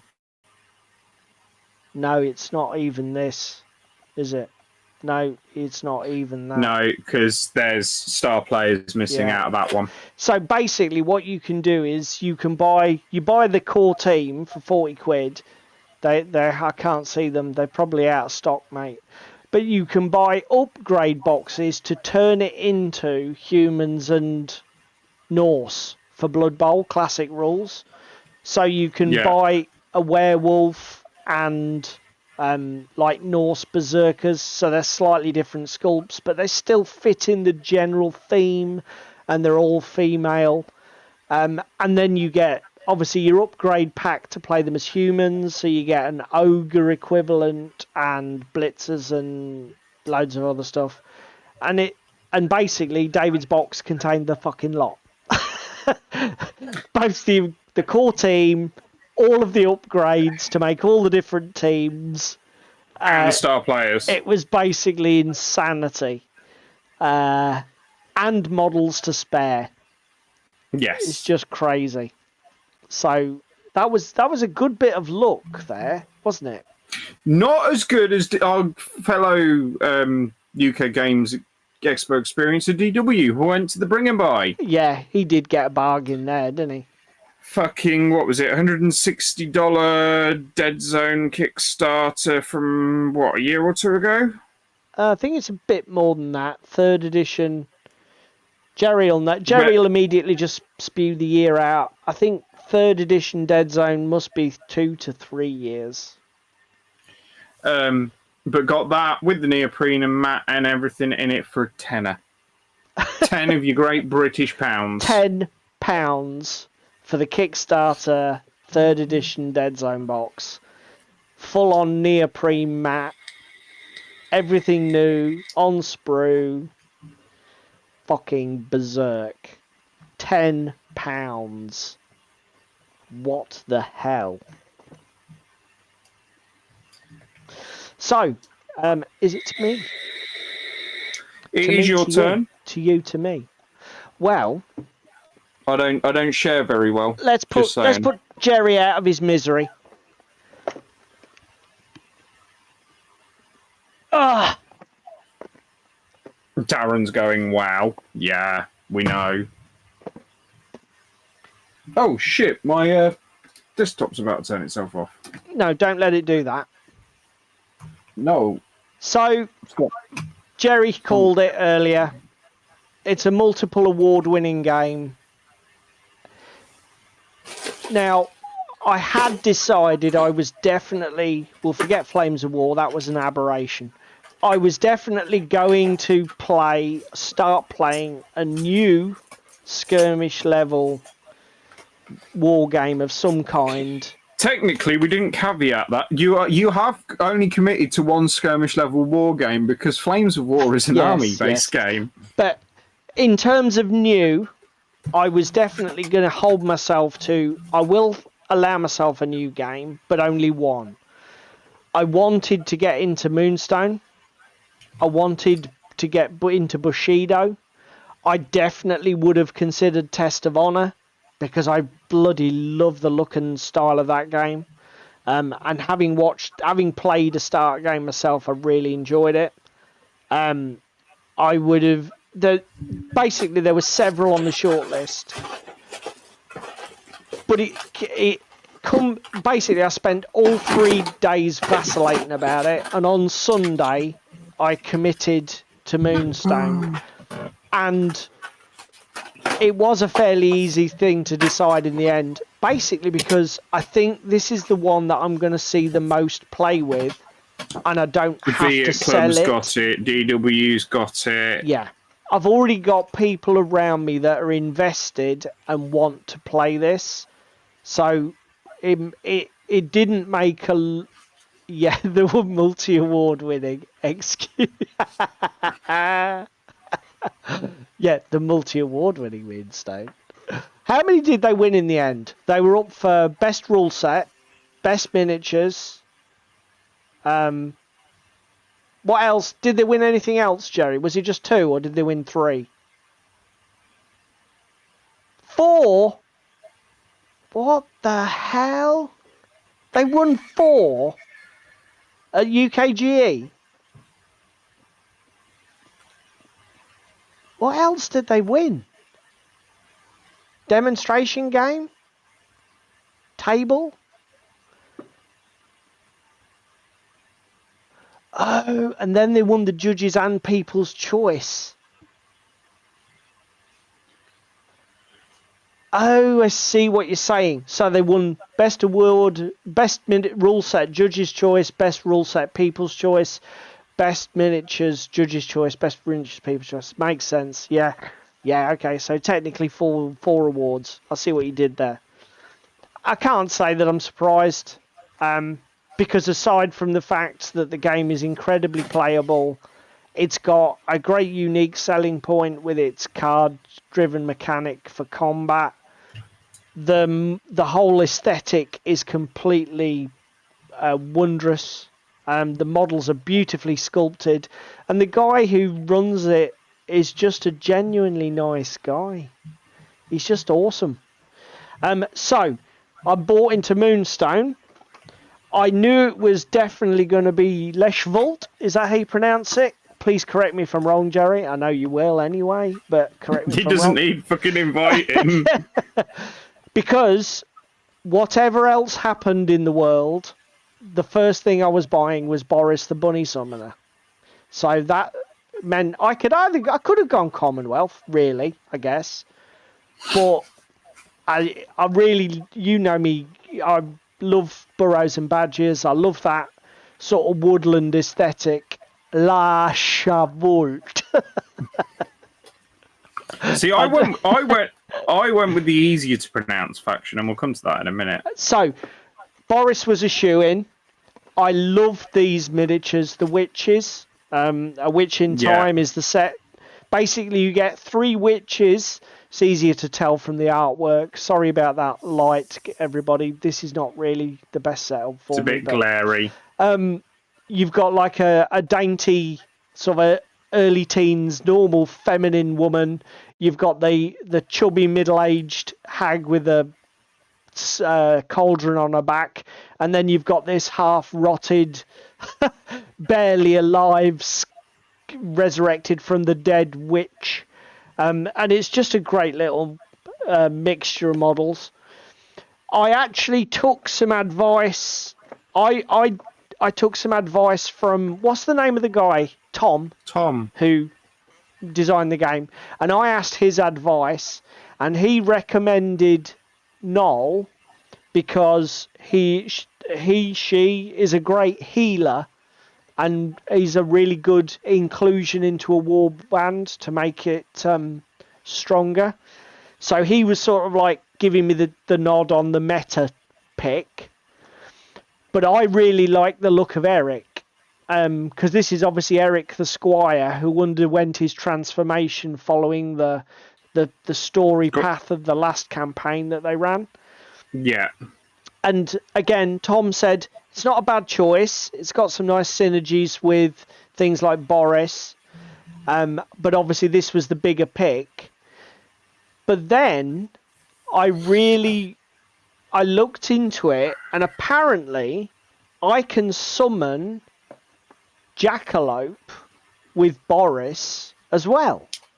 So you can have a 7-mini warband. So and this is legit. So in Moonstone, normally you only get 6 models, but I can take Noel, Eric, Boris, and a Witch in Time, 6 miniatures, and then summon Jackalope to give me a 7-mini warband. And because summoning Jackalope drains 3 wounds from Boris, that gives you a great synergy with Noel, because Noel just heals it all back up. So, because broken. I'm just saying, I went there with every intention to just buy what I fancied and what was cool, and the game designer ended up turning me into some meta troll. So I blame Tom. Now, do you want to show everybody what you bought? Yeah, we'll go to what I bought for Moonstone. So because needless to say, David also dropped in. I also caved without having a demo of it, but it's multi-award winning, 4 awards, as Jerry would like to point out. Yeah, literally, damn. I don't think I'm going to not like it. So I bought the Horizon campaign book because you bought the rule book. Yes, because again, David and I, obviously you need to play. We used our common sense here. We didn't duplicate unnecessary purchases. I bought the full rule book because we can share that. And David bought all the campaign stuff, didn't you? The cards and the campaign book. Campaign cards. Yeah. Which we'll see about. Yes, we did, Jerry. We got the campaign cards as well. And because my ADHD procs, I started pushing things out while I was bored and waiting. But they do the most gorgeous acrylic status tokens for each of the factions. Yeah. So I bought them. I bought the Lashvolt. Sorry, Lashavolt. La Cheval. I bought Dominion stuff, and we've noticed a theme with me these last few months, haven't we, Paul? I'm slowly becoming a pirate. And the reason I say that is because I've bought Booty's Build, which is a load of goblin pirates, which are gorgeous. So we've got a man wearing a squid, man riding a wheelbarrow boat, and then a guy riding a crab's back. Like a surfboard, which is really weird. Then I bought the human pirates in the black powder set. So we've got a powder monkey and then the male and female pirates. So I'm looking forward to painting those up. We've got Peggy and Swash. Swiggity swooty. The miniature names alone are fucking brilliant. If anybody hasn't been to the Moonstone website yet and just scrolled through the miniatures, just do it. Even if you have no intention of buying the game yet, the names are brilliant. The miniatures are beautiful. We bought Bristlenose. Now, illegal list, but it gives me build options. Yeah, it gives you options to vary. You can swap Bristlenose in and take out things, can't you? Yes, and gives me a big guy and also is nautical themed. Oh, you can see this is... So, by contrast, whereas I shopped like a meta chasing dick and just bought the most broken shit I could, David actually just went with the theme. So, David definitely wins on sort of like kudos points for this. Because he basically just said, oh, look, all these guys look like pirates and people on boats, so I'm buying them. And it's like, do they work well together? Don't know. Don't care. They're all pirates. But again, like, Armada at the moment. That is the way to do it, mate. Very piratey. No. Moonstone, pirates. Yep. I bought some other pirates while at Games Expo. I'll see if I can find them in a minute. And then on the way home in the car, we had a good hour and a bit's discussion about building a pirate commander deck, didn't we? Yes, which who knew was even a thing? Because although we did enjoy playing Commander the other day, David and I are hardly meta chasers and sort of people who are really into Commander. We are very much, we dabble with Magic the Gathering. It's fun occasionally. It doesn't obsess us. So to realise that you could build a pirate-themed commander deck and that was even something you could do, was a little bit weird. I'll be honest, that's all my big purchases, bar one, which are we going through scatter? Well, you can. So the last thing that I bought, and I knew I was going to get this because we talked to Paul, who's in the chat, Pandyman Games at Dicini. We played this game, and we knew that we definitely wanted to get into it and give it a try. So I went along to Pandyman, and I bought the Trench Offensive starter that Paul had out. And so this is a 2-player starter. In it, you get playmats, dice, rulebook, 6 miniatures, 3 German, 3 British.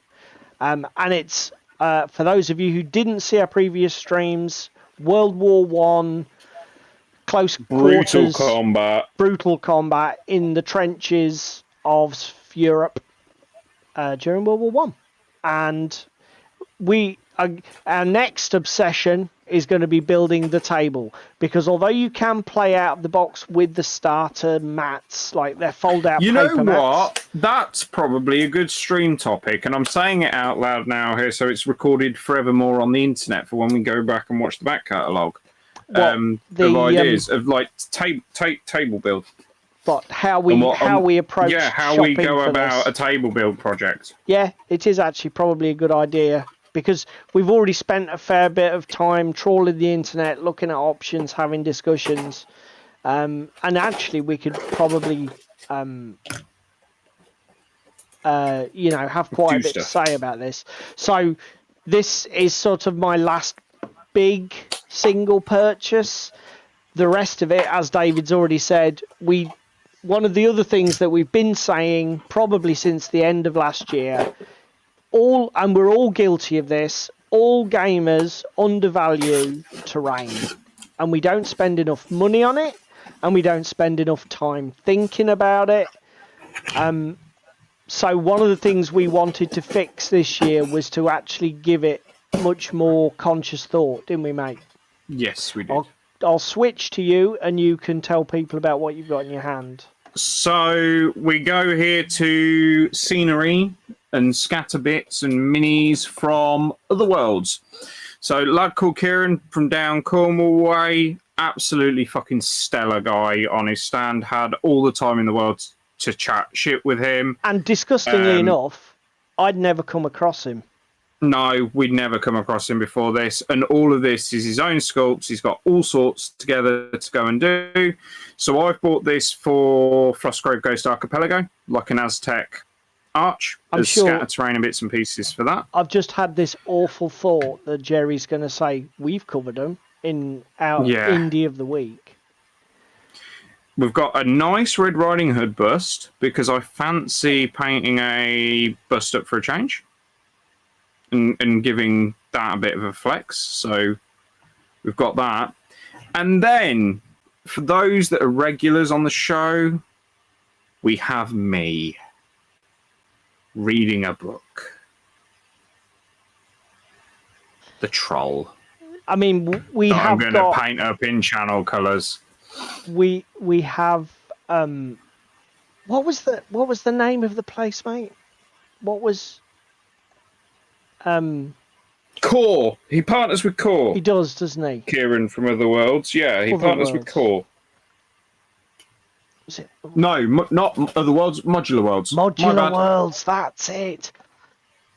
Bloody criminal. I was just thinking to myself, his fucking business card is in my pocket somewhere, but I don't want to get my wallet out and start going through it. Rifling through it on the stream.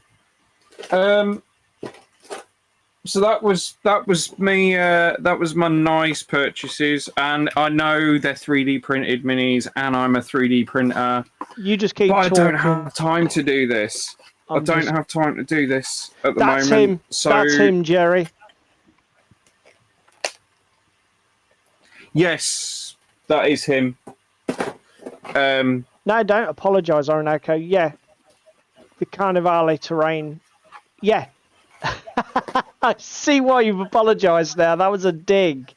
Yes, like the terrain that you buy and then stick in a fucking box and bury and then forget that you own. And then when you think, oh, do you know what? I'm going to reform my ways and actually build that stuff. Can you find it? No, can't find it.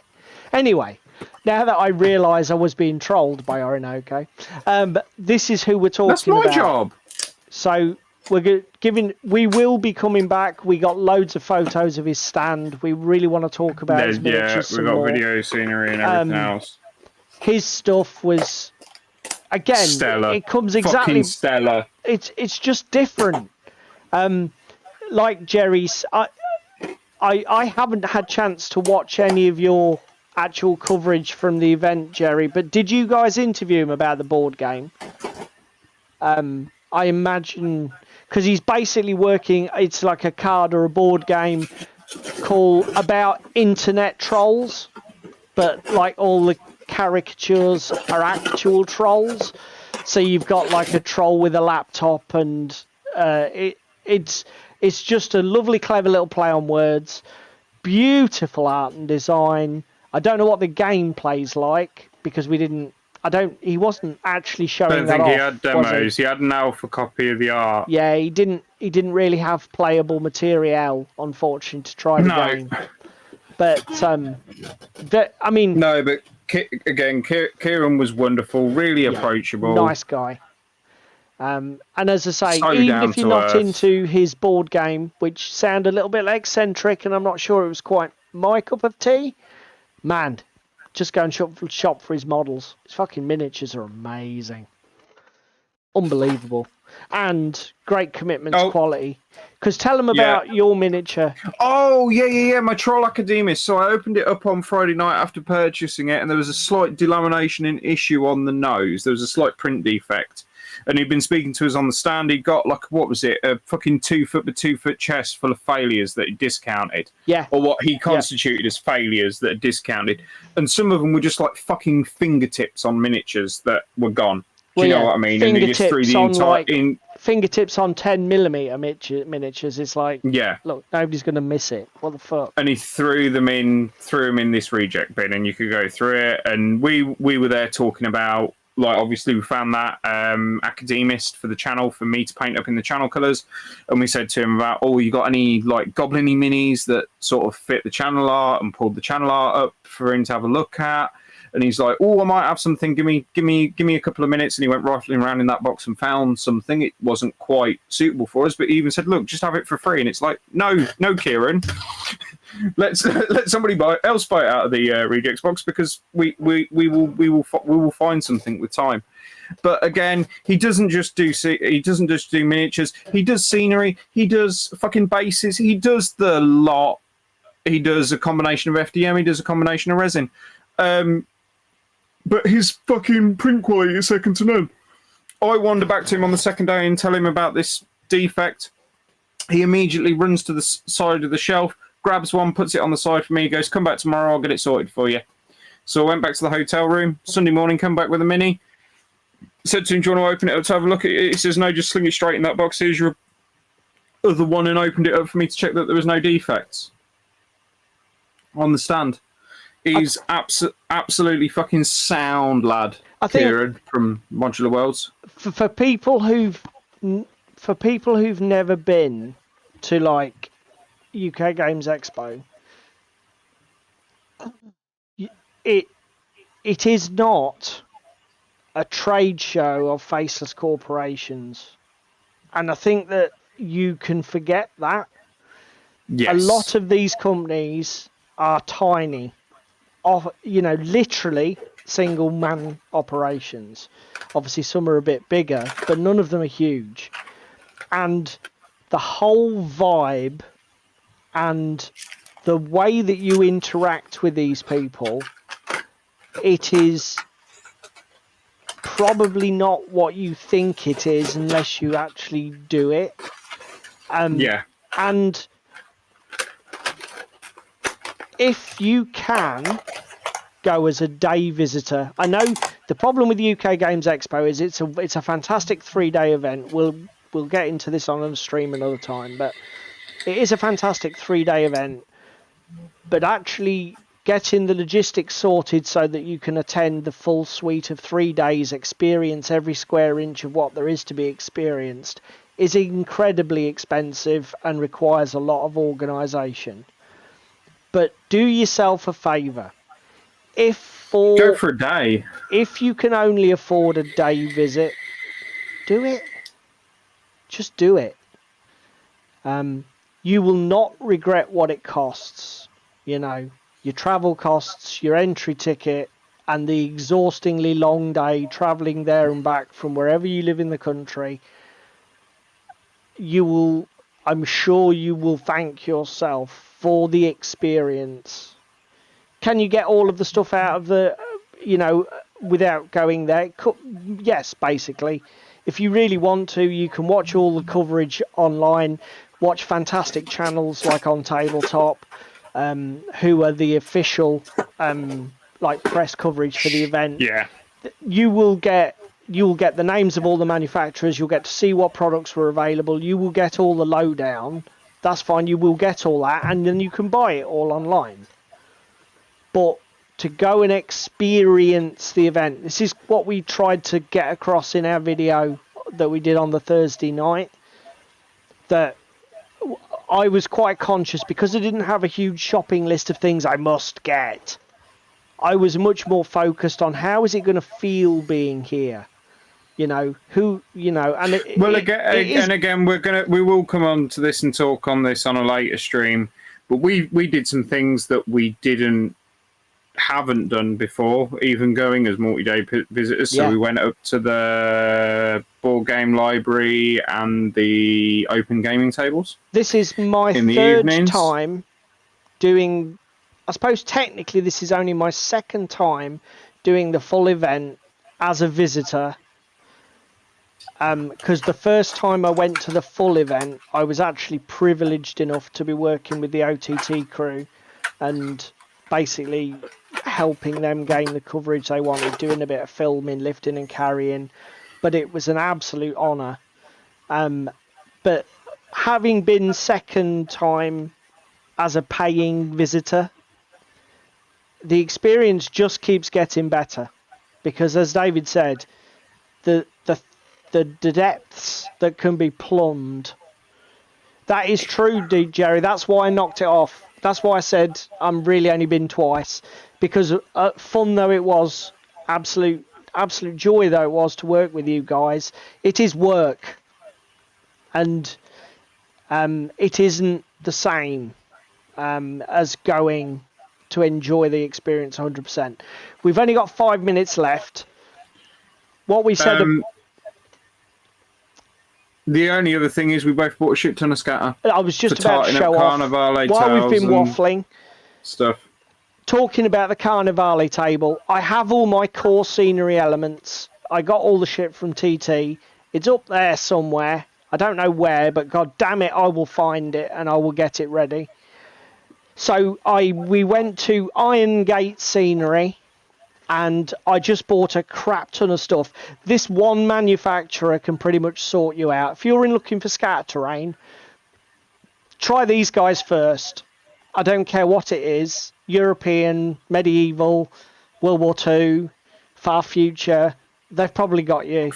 Ghost Archipelago, jungle, terrain. Just start here. And when you get stuck, then look elsewhere.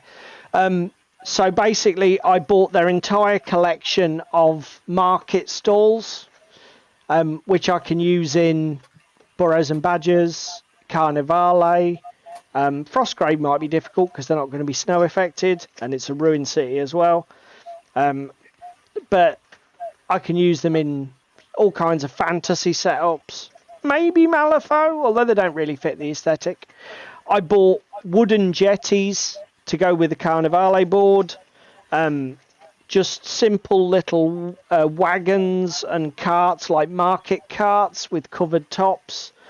I also bought them. I went to Bad Squidoo, and for those of you who've played, that Moonstone, good shout, Darren. Good shout.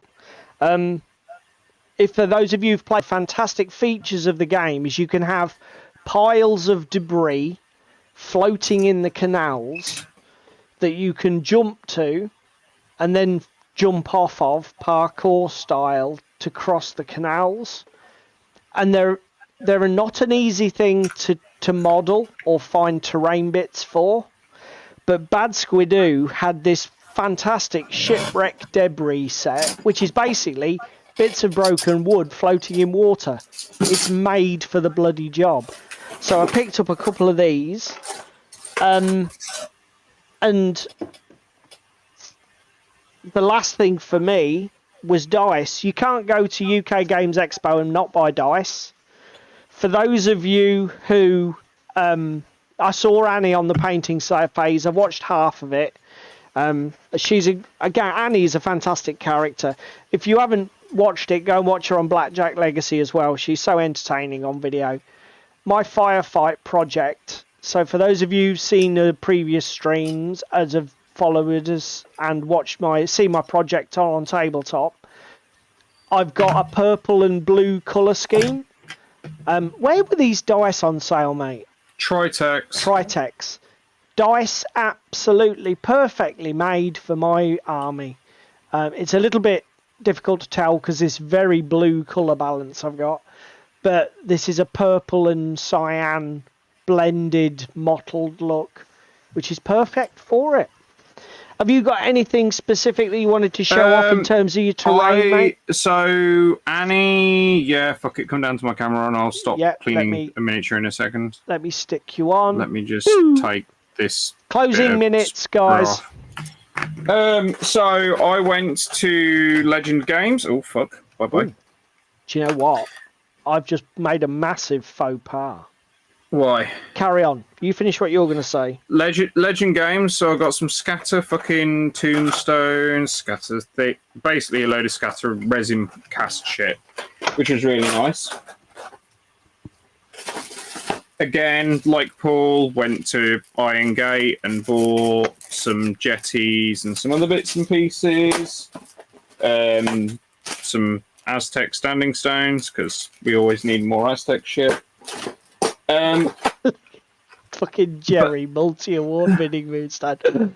That's never going to get old for you, mate. I can tell. And then we go to probably the most genius purchase of UK Games Expo. This was perfect, actually, yeah. Giant Squid Feeding Frenzy for Armada, because I'm getting a lot of playtime with Armada at the moment, and I am playing the death out of it and encouraging every man and his dog to play this game. And correct me if I'm wrong, but that is actually an objective marker for one of the missions, isn't it? Yes, it is. It's kill the Leviathan. It's made for the job. My faux pas was I nearly didn't mention my purchase from Mantic, having sung their praises earlier. Another thing that I have tediously repeated endlessly is that I don't own enough terrain crate. Well, I went and bought some bloody terrain crate. The problem with there's so much of it, you don't know what to buy first. But again, trying to be focused, trying to be sensible. I do have a beautiful table for Batman miniatures game using the foreground buildings, the pre-coloured MDF. But to be fair, I don't have any scatter really. It's a bit of a bare board. It's a cobblestone map with some fantastic buildings, and the rest of it's pretty fucking bare. So I bought the City Accessories set from Mantic, which has got sort of classic US style mailboxes, bins, and just more modern looking street signs and scatter, because it'll dress that terrain set, it'll enhance what I've got perfectly. And it's a steal, this stuff. It's absolutely insane how cheap it is. So yeah, that's it. We're done. We're burned out. We've done our haul. We've done our highlights. There will be more in-depth coverage to come. Yeah, you know, I mean, if any of you who's been with us for over the year know that we will definitely be covering in much greater detail a lot of the things that we saw on things UK we did, Games Expo. demo games we liked, other stuff. Yep. But and don't ask us what we spent. Too much is the simple answer. But yeah, so you'll be able to see a lot of our hobby and painting projects coming up, which I'm hoping you're looking forward to. Thank you very much, Darren. I personally, my energy levels are really low, so I hope you guys have enjoyed it tonight. I could have literally fallen asleep earlier. A bit of a competition afoot between me and Ginge. Ooh! Well, we said this in the Thursday video for those that watched it. There's shit we've got from Games Expo last year that we've not even fucking built and painted. Yeah. Carnivale terrain, anyone? Don't. Just fucking don't. All right? Wild West Exodus terrain and Wild West Exodus. Shall we carry on? Yeah. So me and Paul have kind of said enough is enough. 2023 will be the year before we go to Games Expo in 2024. Yeah, I did say this. Or a date that we arbitrarily set prior to this. Yeah. That we will get our shit sorted. And to be fair, because what we bought was mainly terrain. And if there is a year where we're likely to achieve what we did, what we've set out to do, which is paint everything we bought, this might be the year we actually realistically achieve it. Yeah. And it might be a one-off, so we better grab the nettle and get on with it. Thank you very much to you guys in the chat. Absolutely fucking amazing as usual. Made the evening. And thank you. I just can't thank you enough for making this little indulgence of mine and David's worthwhile. If you can only do one thing after tonight's stream, please click the like button and give us a like. It helps with the algorithm. Orinoco! Oh, mate! Oh, I will work on David, but that could be something. That is a genius, mate. That is inspired. It's inspired, but I don't fancy my chances. I mean, again, I've still got a bolt action army to do as well and other things. I'm not trying to make excuses. I think the fact that David's got the same colour as the little share icon, that sort of green there, I think the fact that he's got that colour tells you what the answer might be. But, oh, mate, well done. That was spot on. So, yes, before I got my train of thought derailed, if you can find time to do any of the other things, share to a friend, comment on the video, or subscribe to the channel, then please do. It all helps to make this worthwhile for us and feed the YouTube algorithm. To be fair, sharing is probably the thing that's the best, because we're a tiny channel. People aren't going to get fed our videos. If nobody knows we're here, YouTube's not going to give us the sell. So, as I say, any help we get from you guys is just greatly the appreciated. Best thing. And with that, before I fall asleep on this desk wearing these ridiculous eyepieces that I haven't used all night. You've just wore them as an optional just been wearing them you? For effect. I put these on the optimistic chance I'd fucking use them. Meanwhile, I got a couple of bits built. Now shut up. Show off. Right, night. Night, lad.